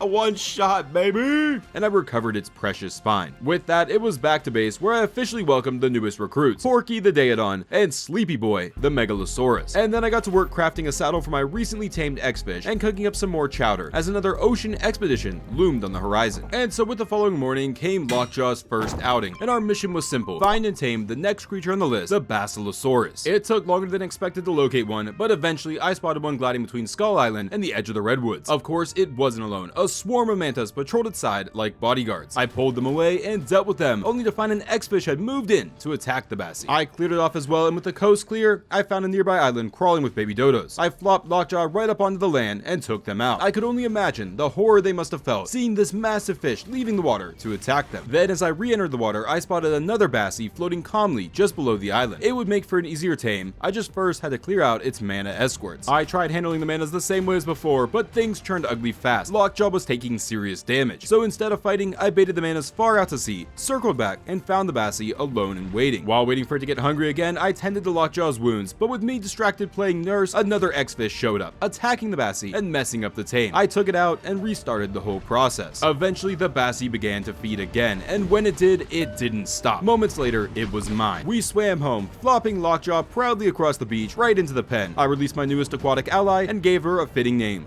Girthy Girl. With that done, I reset my focus on Ceratospines. I headed north to an island I hadn't explored yet, another known breeding ground. Almost immediately, I found one locked in a battle with an Argentavis. 2 shots later, it was down. I let the Argent finish its meal, then swept in to collect the spine. Not long after that, I found another Cerato, and this one tanked 2 rifle shots before falling to Creamsicle's spinning dash. Unfortunately, a gang of raptors and a Carno descended before I could grab the spine, forcing me to back off. I resumed the hunt, only now I resorted to just going at it on foot, charging straight in at a Cerato with nothing but my pike, thrusting it into the monster and taking it down. That first one was only a test though. The second one I attacked was much more powerful. I risked my life in the battle, but I stood my ground and brought it down as well. With those final spines in hand, I was confident I had enough to make the Hemogoblin cocktails needed to seduce one of their own. On the way home, I stopped at a metal-rich land bridge, harvesting as much ore as I could carry, and once back, I looked through my stable and chose the hardiest beast I had, Bop Top, making sure she had as much health as she possibly could. Then came the hard part. I crafted a blood extraction syringe and bled myself dry, over and over again, harvesting the blood packs needed for the cocktail recipe. My vision blurred with every draw. I wrote a fine line between life and death, using medical brews I'd gathered from supply crates to keep myself barely alive. But in time, I had it. Enough blood for 2 Hemogoblin cocktails. Both Bop Top and I needed time to recover though, so I scooped up my otter friend Miss Scarf and returned to my favorite hilltop for some more metal gathering. Once home again, I got that cooking and crafted some spark powder as well, which was the last piece I needed to finally build the Fabricator, an upgraded workstation that would allow me to craft more advanced tech. I placed it down on a stone platform and got to work making some fuel, combining oil and hide in my forge to create gasoline. The liquid breathed life into the Fabricator, and I began churning out electronics I would need to eventually eventually craft a generator. By morning, Bobtop was fully healed and ready. I packed her into a cryopod, grabbed my hemoglobin cocktails, and took off on my Pteranodon. It was time for the next tame on the list, the one we've been preparing for, the Ceratosaurus. On the way, I spotted a dodo with a baby, the perfect Cerato offering, so I scooped it up without shame. The hunt began fast as the first Cerato appeared almost immediately, but it was too strong and would need more cocktails than I had. A while later, I found a weaker one, but it had a buddy nearby, and I wasn't looking to brawl with two at once. So I kept searching when the forest erupted with the crashing of trees. The cause? A Cerato, locked in a battle for its life with sabers and an Argentavis. I lured the Argent away and cut it down, but in my haste to save the Cerato from the Sabertooths, I misjudged my Pteranodon's spin attack. One wrong move, and I killed the very creature I'd come to tame. No!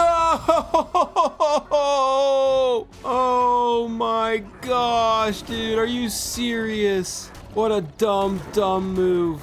Frustrated, I turned back to the pair I'd seen earlier, but the area had only grown more dangerous. I tried thinning out the predators from atop a rock, only to realize the Cerato was already dead, lost in a fight with some Argentavis and Carnos. Still, I pressed on, finding one last hope, another weak Cerato battling a pack of raptors. I stepped in to help the Cerato clear them out, then brought out Bobtop and transferred the prime meat off of my Pteranodon. Right then, the Cerato charged, and Bobtop, she was ready. Her blood soaked with a cocktail, the Cerato bit down, and the seduction began. But nothing ever goes easy. The Cerato pushed Bobtop into the ocean, and as I began to reposition myself, a Rex stormed into the scene with a baby in tow. I had no time to hesitate. I jumped off Bobtop and faced the Rex head on, armed with nothing but my pike, steel met scale, blood sprayed, and somehow I dropped the massive beast. Back on Bobtop, I finished the job. The Cerato needed both cocktails, but eventually it staggered, confused and content, and began accepting cuts of prime meat, until finally it was tamed. Back home, I named the wild beast Pineapple, a name I thought was fitting of its appearance. But there was little time to rest. My armor was in ruins, and repairing it drained almost all of my metal, so I made for the blue obelisk with the goal of gathering more. At the base of the hill, I scooped up a green supply drop, and just as I began the climb, there it was, an Ovis, a miraculous find. I raced back home to grab sweet veggie cakes. The next chapter in my journey was about to get fluffy. Midnight struck as I returned, breathless and cake-laden. I found the Ovis still grazing peacefully where I'd left it. One veggie cake, and just like that, it was tamed. Only later would I realize my panicked rush had caused a problem. I'd brought an entire stack of cakes with me, weighing me down and severely limiting how much metal I could carry back. Back home, I named the Ovis LeBron James, and with no time to sit and debate that, I moved on, grabbing more mejoberries, spiked walls, and every leftover narcotic I could find before setting off for my next tame, only to realize I had forgotten to offload the metal, and worse, I had Miss Scarf still with me. I wasn't about to gamble her life. After dropping her off, I finally set course for the Jungle Lakes. My next target, the Castoroidus, a giant beaver and master lumberjack. Of course, they were easy enough to find, but the first one was far too strong for my liking. I would spot another that would work, but unfortunately it was a little busy being devoured by some wild sabertooths. Annoyed, I called upon Smokey to deal with the furry assassins. With no luck finding another at this lake, I moved downhill to a second. Two bulky brutes plotted along the side of the lake, but across the lake from them, I spotted a much weaker beaver, just what I needed. I acted fast, getting its attention with one arrow, then hitting it with a bola that proved to be completely unnecessary, as just one more arrow put the beaver down. I began feeding it some berries and spiked the area in when chaos erupted just beyond my walls. A T-Rex carving its way through the jungle like a living bulldozer, mowing through anything it could get its teeth on. I tried to help, but this one was powerful. Thankfully, a baby parasaur caught its eye, and it chased it off in the opposite direction of my resting beaver. And so I stayed with the beaver some while longer, worried the threat might return, but it never did, and the beaver tamed. From there, I headed back to the blue obelisk where I found a Bronto that would make for a good target. Like with the parasaur days ago, this tame wasn't next on the list, but would be coming up soon, and I would deploy the same strategy of letting it starve. So from atop a cliff where even it couldn't reach me, I launched trank arrow after trank arrow, and after a brief shuffle, it fell like a massive tree. With that resting, it was back to the actual next tame on the list, the Argentavis. I scoured the peaks of the jungle mountains, what I thought would be a prime nesting grounds for the massive birds, but found nothing. So I returned to Cerato Island, and sure enough, it was still an Argent paradise. The first one I spotted was too strong, but shortly after, I found another more manageable. Now all I had to do was lure it away from the waiting jaws of the island's beasts.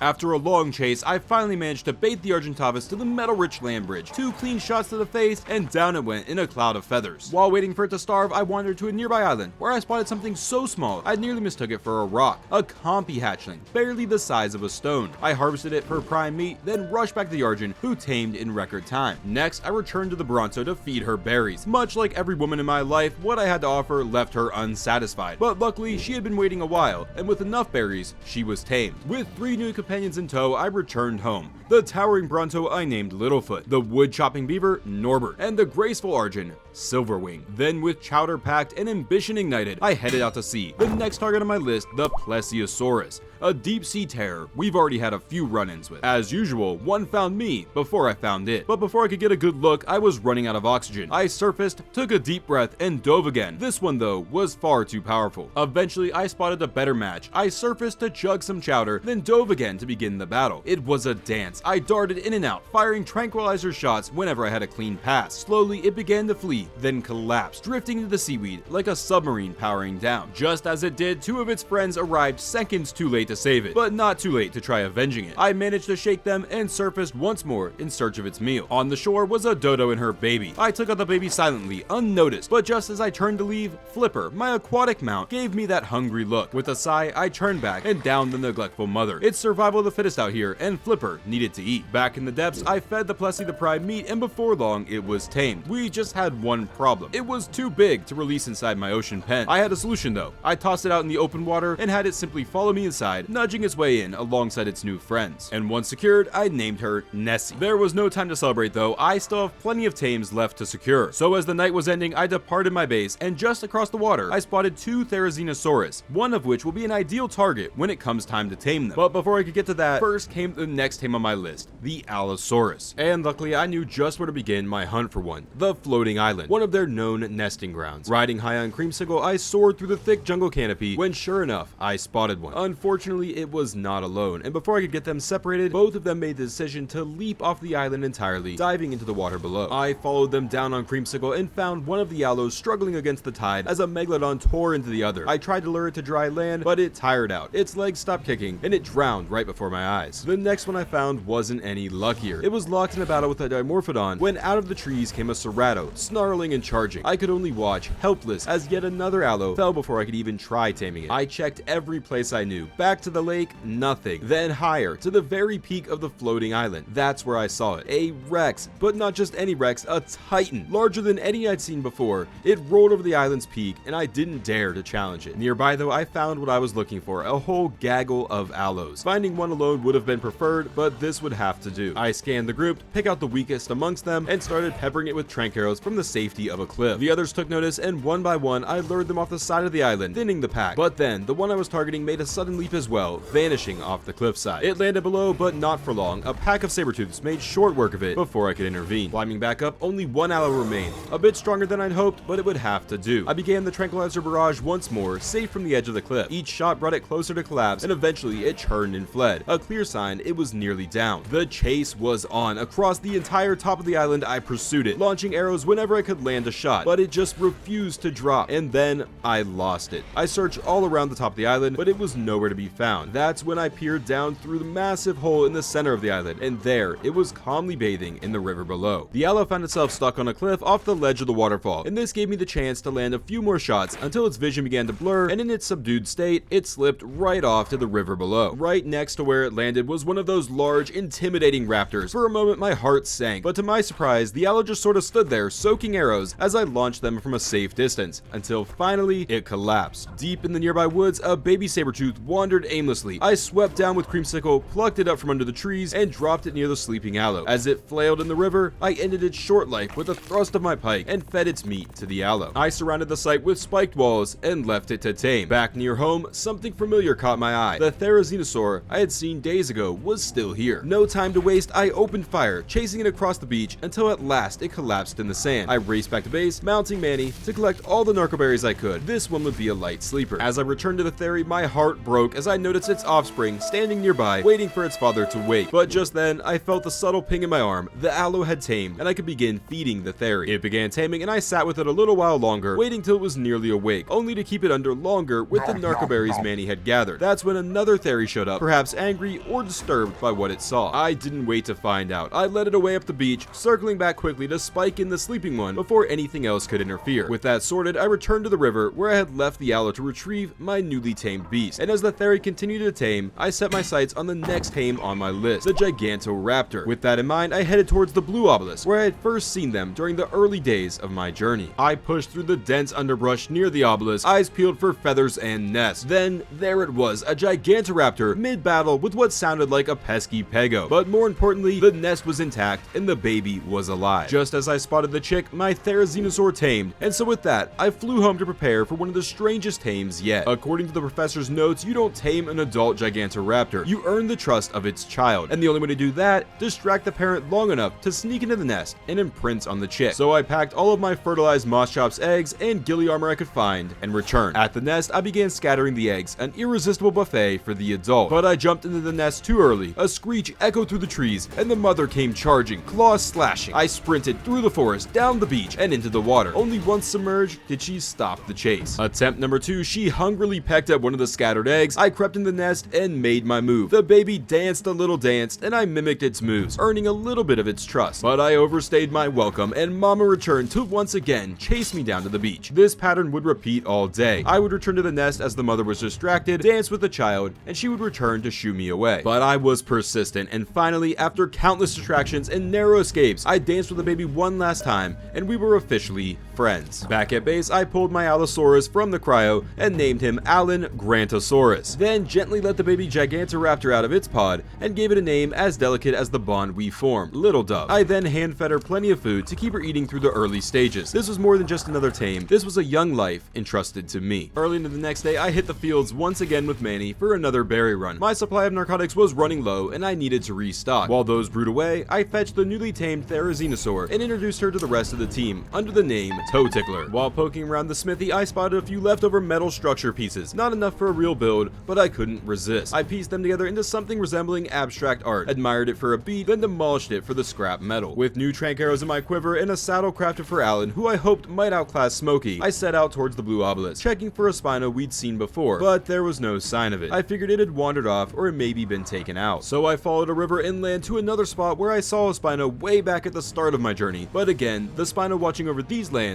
had apparently moved on. Then as I followed the river back out to the ocean, I spotted a Spino swimming in the ocean. I lured it to land where it immediately picked a fight with Stegos, taking heavy hits. I jumped in with trank arrows and eventually it turned tail and fled, afraid to fall unconscious. What followed was a mad chase through the dense jungle, eyes darting for flashes of its sail among the foliage. I lost it multiple times, but eventually I got enough arrows in its hide to fill its body with narcotics, dropping it. And better yet, it collapsed right beside a pack of Dilos with tiny babies in tow, hand delivering me prime meat. While the Spino rested, I stuck close, feeding it narcotics to keep it under, and in the downtime, I had Alan run meat patrol, cleaning up nearby shores for meat I needed to restock my feeding trough. As night stretched on, a loot drop descended nearby. Inside was a few odds and ends, and tucked among them, a cannon. Maybe useless, or maybe not. Either way, the Spino would sleep through the night, and tomorrow, we'll see if it wakes tamed. While waiting on it to finish taming, I turned my attention back home, remembering that Little Dove, my baby Gigantoraptor, was an omnivore, so I moved her closer to the berry trough and dumped in a fresh pile. Soon after that, the Spino stood tall, tamed, and ready, and I named it Slap Ya Silly. With the Spino done, I turned to the next tame on the list, a giant lizard in the form of a Megalania. I returned to that old familiar cave, a place I'd cleared more than once, but never properly scouted for ceiling dwellers. I'd always focused on the threats on the ground, never taking a moment to look towards the rooftops. But irony had other plans. I actually spotted my first Megalania on the ground of all places, flanked by a pair of Arthropleuras. The acid-spitting nightmares came at me fast, armor shattered, but with arrows and Smokey, I cleared them out. The Megalania went down with little resistance, I slipped it some narcotics, then ducked out of the cave to hunt for prime meat. Not 2 steps outside, I ran into a parasaur with babies, the perfect donation. But while I was gone, the cave betrayed me. The floor had apparently given way, and when I returned, I found the Megalania had vanished, slipped through a crack in the cave floor, falling deep into the prehistoric crust. Frustrated but not beaten, I pushed deeper into the cave, paying close attention to the ceilings, and there they were, 2 Megalanias suspended from the rock-covered rooftop. For a moment, I wondered how many times I've been in this cave without noticing them, but I couldn't dwell on that thought for long. I fired an arrow, knocking the weaker of the 2 lizards down. Her bite wasn't too bad, and Smokey was more than capable of tanking her attacks while I fired tranks into her. Soon enough, she was fast asleep. This time, I didn't leave. I wasn't going to risk another disappearance. I stayed beside her, fed her prime, and kept the narcotics flowing to keep her asleep. As the early morning air filled the cave, the Megalania finished taming, and before heading home, I took a quick detour to the blue obelisk, this time in search of the next tame on the list, the iconic Tyrannosaurus Rex. Unfortunately, I found none. So I returned home, named the Megalania Baron's mom, patched up my shredded gear, and set off to continue the Rex hunt. On my way out, I found a yellow loot drop nestled in a scenic little cove, the kind of place you'd build a base if you didn't mind tight quarters and didn't need room for, say, 100 plus tames. I paused for a second to take it in, then moved on. It was back to Cerrado Island, where almost immediately Immediately, I spotted 2 wrecks standing like sentries atop the hill. Both looked fairly tameable. I took one of them down with my textbook approach, dumping trank arrows into it from the safety of an elevated cliff. Just as I got it down, a Ceratops emerged, and to my surprise, it devoured the down wrecks right in front of me. Furious, I leapt down and drove my pike straight into the Ceratops, making sure it wouldn't ruin any more of my plans. The second Rex had picked up a friend, and a much stronger one at that, but I kept my focus on the weaker one, chasing it down, landing shots whenever I could. My final trank arrow hit, and seconds later, as I prepared to craft more, it collapsed. Nearby, I found a family of saber-tooths patrolling the coast. I scooped up the baby and took it up to the cliff, where I would harvest it for prime meat that I would begin feeding to the Rex. But we weren't out of danger yet. The stronger Rex remained close, and worse, another head began making its way over as well. When mine woke up, they descended upon it. I ordered it to ignore their attacks and follow me instead, but they had it pinned in. Then, a miracle, the wild Rex let out a roar, giving my Rex a small window to escape. She bolted free, and together we ducked under a land bridge, and just in the nick of time, as she was on the brink of death, I crowed her up without a second thought. As I returned home, I found chaos. Littlefoot was in the water, my aquatic tames were all jumbled up, something had stirred the water pen while I was away, but thankfully, everyone survived. I named the new Rex Narrow, in honor of her narrow escape. Then, with no time to rest, I headed to the swamp, in search of the final crocodilian beast on my list, the Dino.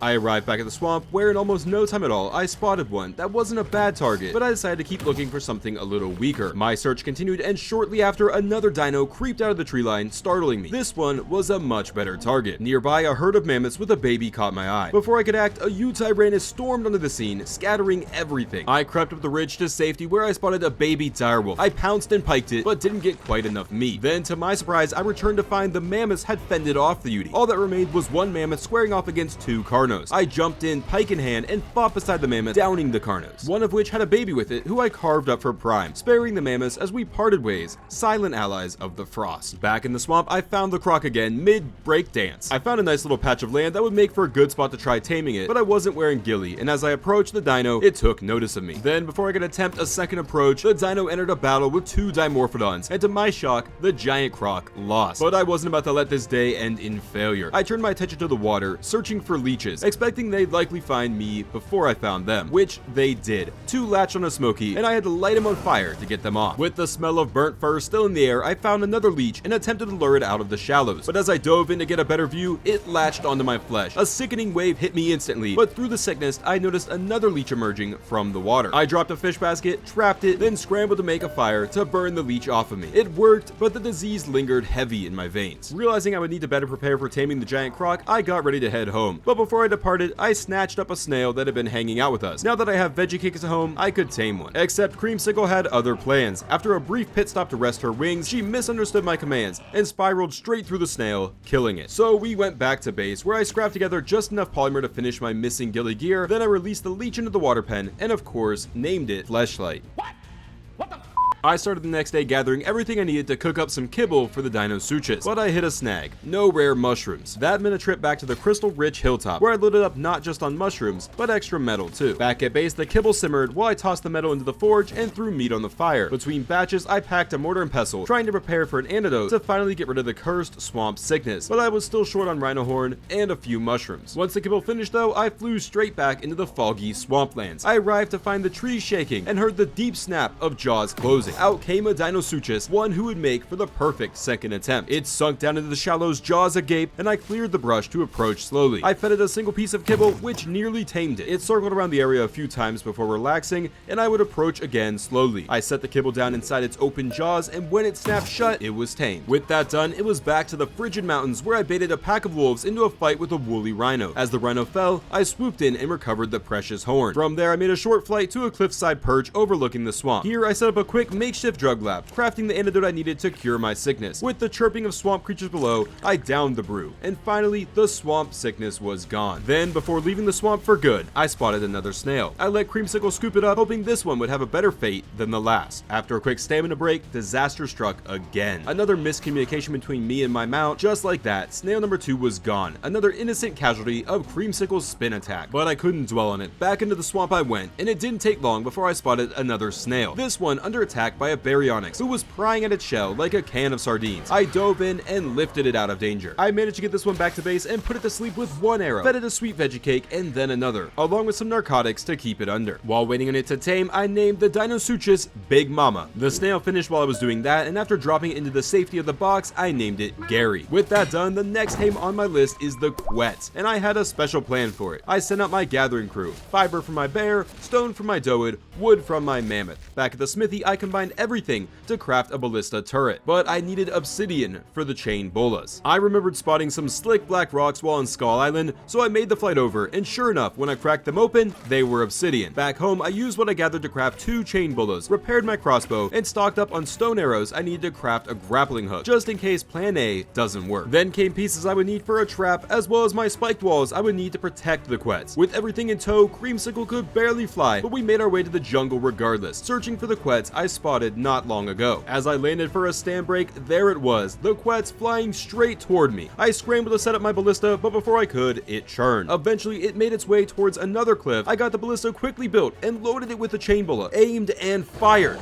And missed. Sensing my intentions, the Quetz began soaring out over the open ocean, and I had no choice. I had to attack it, scaring it back inland. The chase was on, and it was exhausting. For the better part of the day, I tracked it across the skies, looking for an opening. Finally, another opportunity presented itself. As the Quetz approached another cliffside, I set up the ballista and fired a chain bola, this time landing a hit. But it collapsed onto the side of the mountain, in a spot that made it impossible to trap. Worse still, it broke 3 seconds later and lifted back into the air. I was out of chain bolas, and it was time for plan B. I took down an Argentavis for its hide and quickly crafted a parachute. Then, with full trust in my companion, I floated Creamsicle above a cliff, grappled to her, and let her drag me across the sky, my body swinging through the air, attached only by the grapple line. I ordered her to chase after the Quetz, and each time we got close, I landed a few trank arrows, until eventually Creamsicle dropped me onto the side of a cliff, and the Quetz, well, the Quetz didn't know what to think. Confused and frantic, it began circling erratically just feet away from me. I took my shot, then another, and another, until finally it dropped, plummeting down through the trees to the jungle floor. Wasting no time, I chased after it, surrounding it with a giant ring of spiked walls for safety, and feeding it enough narcotics to keep it under throughout the taming process. Now I just needed prime meat. This time, a baby oviraptor paid the price, and with the meat secured, I returned to the massive bird to feed it. I wasn't confident the prime meat would hold out though, so I hunted down a baby Moschops for more, returning to the spiked-in Quetz to offer a fresh helping. While that tamed, I made a quick stop at the base to grab some more chowder, and set off on Flipper towards the deep sea trench that stretches out in front of the volcano island. The next tame on my list, the Mosasaurus. Once I arrived, I chugged the chowder, tightened my grip on Flipper's reins, and dove into the cold black abyss. The trench stretched on for what felt like forever as I made my way through the entire stretch. No massive sea beast anywhere to be found. That is until I made it to the top of the slit, where finally I found what I'd come looking for, the apex predator of the ocean's depths. At first, I tried to kite it, dodging and firing, but as it bit, I realized this monster, despite its size, lacked the bite to do any real damage to my seasoned seamount. So I stood my ground, tanking through the hits and landing shots until the beast turned to flee. A few final arrows and it collapsed. I swam up and over to the nearest beach where another baby Moschops met its end. Its prime meat would make the perfect meal for my sleeping Mosa, and with the Quetz now finished taming, I could begin the feed. Of course, it needed something to wash the meat down. Narcotics would do the trick. It would finish taming before long, and with it done, I returned to the Quetz to fetch it as well. Once home, I released the big bird from its cryo and named my new cargo hauler C-130. With that name, it was back to the basics: wood with Manny, stone with Blueberry, the old rhythm of survival. With the supplies gathered, I crafted 3 more stone behemoth gates. The goal, make a pen large enough to hold the Mosasaurus. Easier said than done. No matter how I shifted the structure, the massive beast just wouldn't fit cleanly. I had to come up with a new plan, using my new behemoth gates combined with some other leftover gates to build a deeper section off to the side. I let the Mosasaurus in, and when it settled, I officially dubbed it Tight Squeeze. Job done, I switched focus back to more gathering. I crafted a saddle for Silverwing, my Argentavis, and cryoed up both the bird and my Ankylosaurus for a resource run. I soared back towards the metal-rich hilltop at the Blue Obelisk. From here, the grind would begin again, metal scrap by metal scrap to fuel our future. The grind continued into the next day, and before long, the entire metal-rich hilltop had been stripped clean. Every vein of ore was now stacked in Pincushion's saddle, her weight dragging slightly as we flew back. At base, it was time for a quick renovation. The fabricator, which had been little more than a fancy decoration, was picked up along with the foundations it sat on. The foundations were moved to a less cluttered area of my beach, and on them I added a line of forges. I filled them with a metal from Pincushion as well as wood from Manny, and with that the forges came alive. Like a chain of miniature volcanoes, they began churning out shiny ingots. But no time to admire the glow, there was another hunt waiting, this one back in the frigid cold. My target this time, a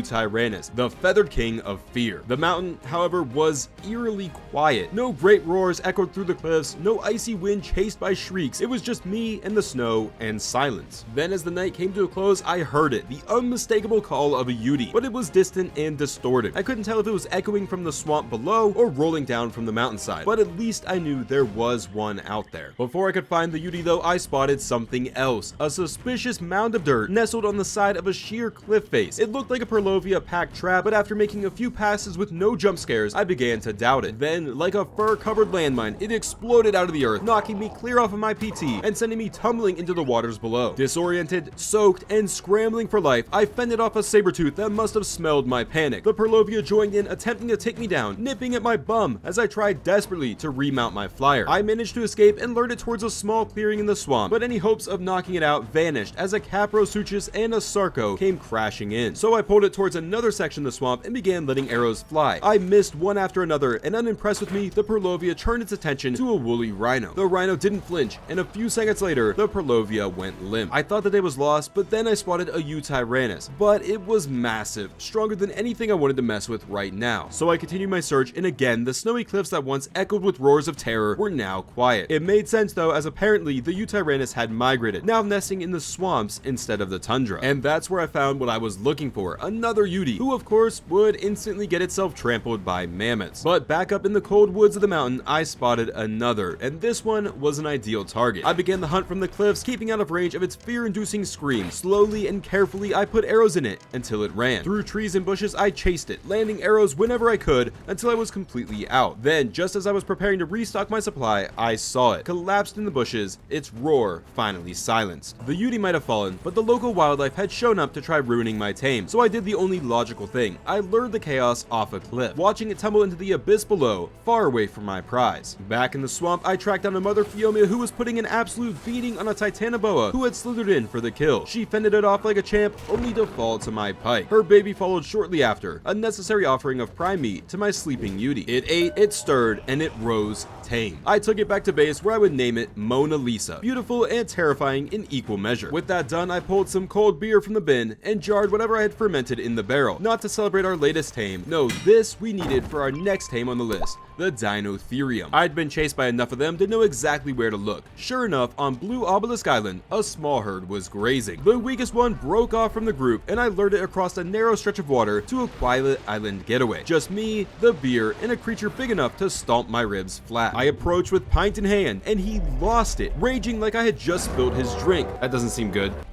Oh, that's not good. Oh, that was not good. Oh, he missed. He missed.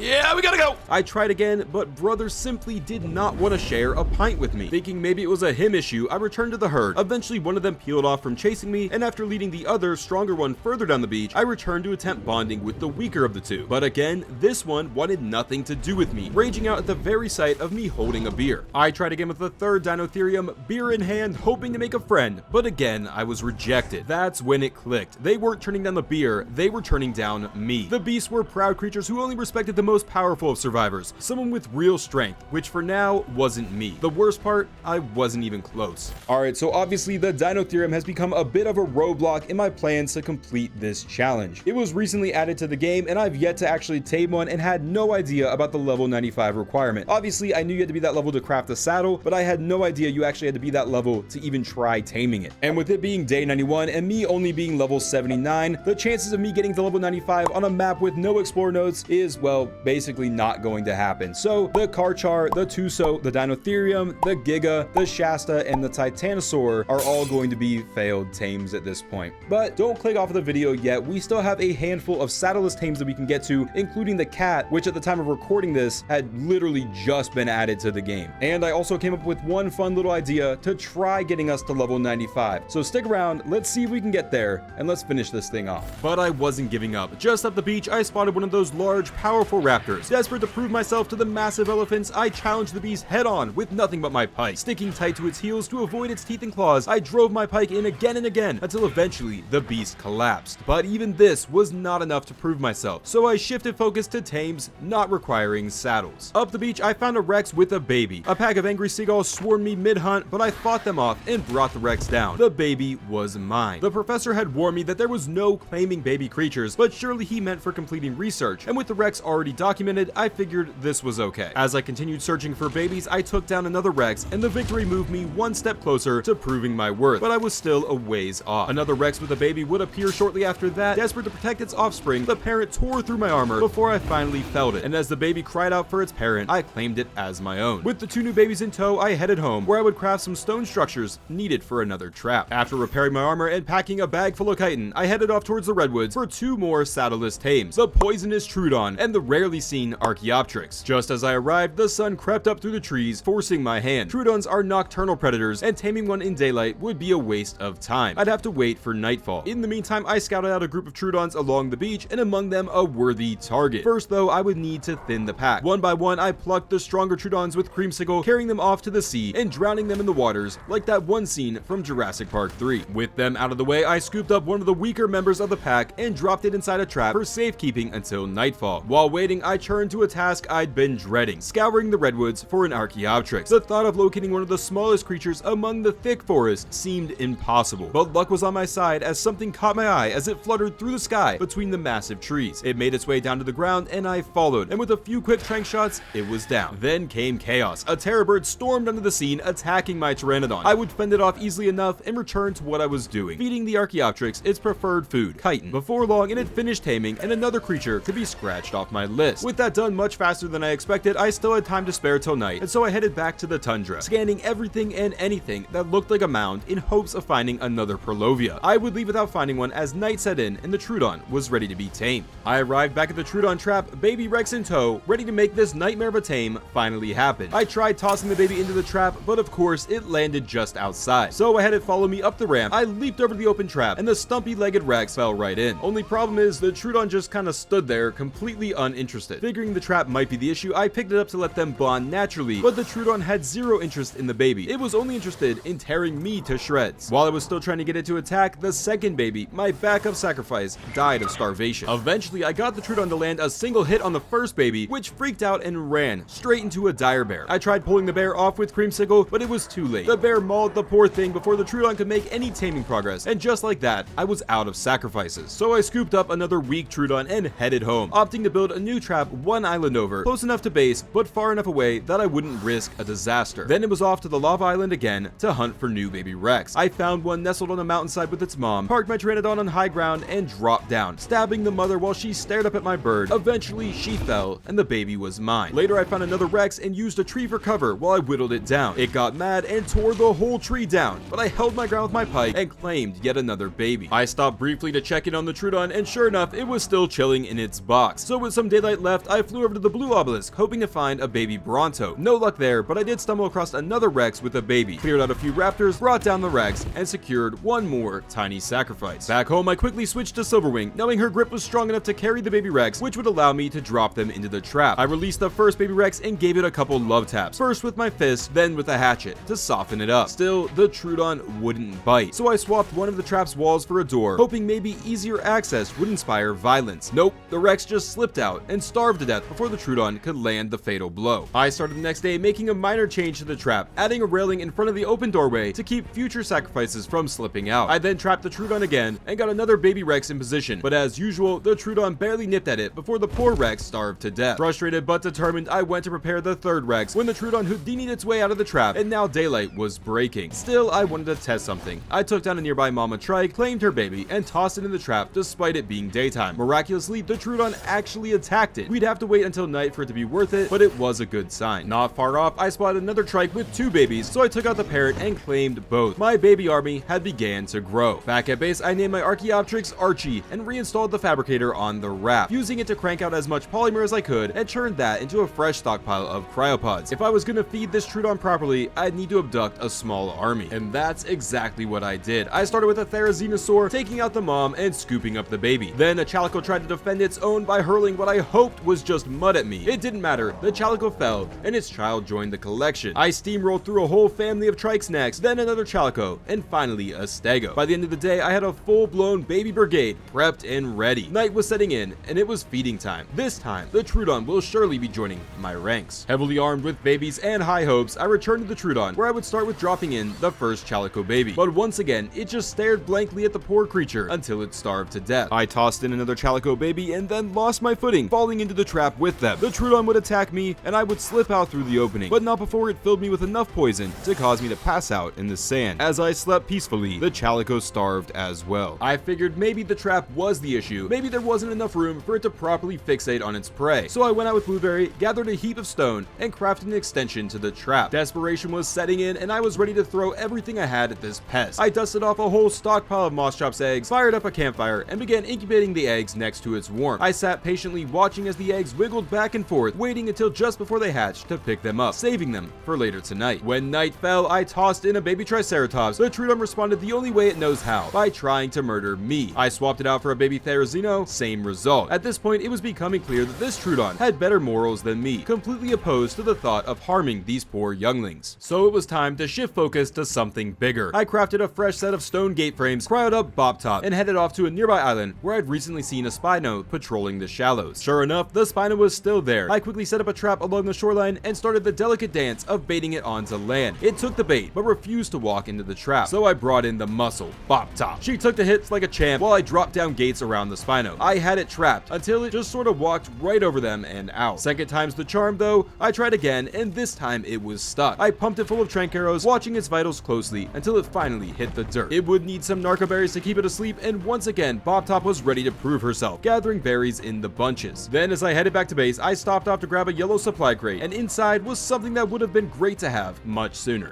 Wow, this late into it, I get a frickin' scuba tank. Are you kidding me? Oh, that is hilarious. Once I was home, I crafted a saddle for my unconscious Spino, as well as some more structures for another drop trap. And finally, I geared up the Quetz with its own saddle before cryoing it up. With everything in motion, I returned to the Spino, pumped it with narco berries, then hunted down some baby compies for prime meat, dropped the cuts in, and left it to tame. It was time to head back to the cold mountains with the goal of finding a Perlovia. I scoured the snow-covered path looking for anything that even slightly resembled a Perlovia, like this saber-tooth, or anything that sort of looked like a dirt mound, like this dead direwolf. Turns out they look very similar when you're desperate. I swept the mountain from base to summit, finding nothing, except a slick blue and white Anki that almost distracted me enough to forget what I was up here for. Eventually, the trail led me down to a cliffside above the swamp, and that's where I spotted it. A lone Perlovia prowling below a land bridge, likely a wanderer that had slipped off the mountainside. I rushed to set up a trap and began luring it in, but of course, a pack of Dilos decided it was their fight too. I had to jump in with Creamsicle, desperate to keep my target alive. With some trap finesse, tearing down and rebuilding walls on the fly, I finally boxed it in. A few well-placed trank arrows later, and it was snoozing peacefully. One of those Dilos we fought had left behind a baby, and with no hesitation, I claimed its prime meat and served it to the Perlovia. While waiting, I watched the mammoth absolutely obliterate an Argent, and then, as if to assert total dominance, literally shit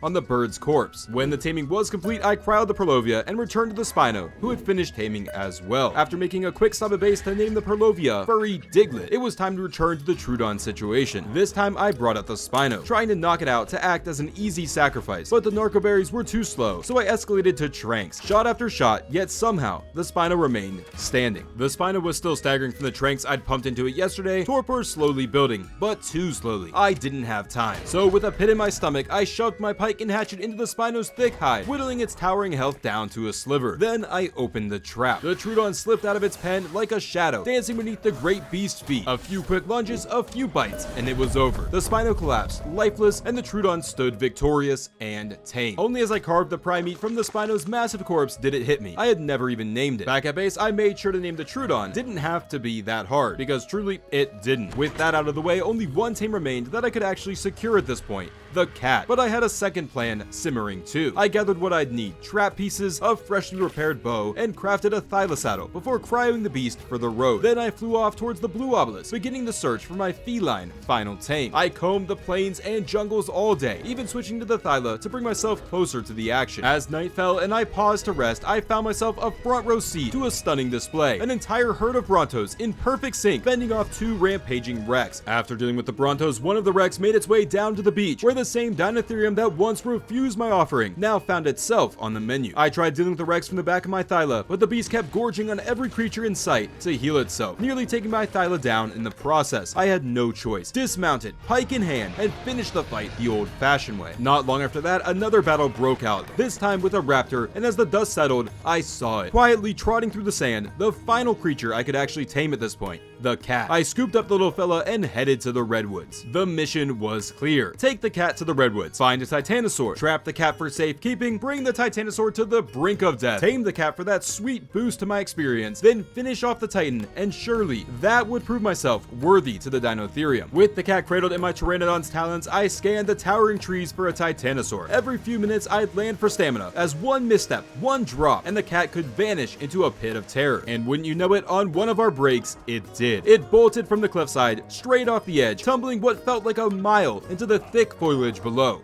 Oh, he just went right off the edge. What an... Oh, he's going way down. Oh, you're so stupid. What are you doing? But as they say, cats always land on their feet. I found it alive and well at the bottom of the drop, scooped it up again, and as I returned to the top of the cliff, there it was, a titanosaur. Oh my gosh, there's a titanosaur right here. Holy crap. The cat's little tumble had given me a spark of genius. I'd build the trap below and try to lure the titan off the cliff. The trap was laid and the cat was dropped in for safekeeping. I climbed back to the top and loosed an arrow. The titan for a moment became preoccupied with trying to climb one of the redwoods, but eventually it pushed through towards me, and in a turn of luck, it fell off the cliff all on its own. And down it goes. That's what I'm talking about. Oh yes, dude, this is so much better than trying to do this up there.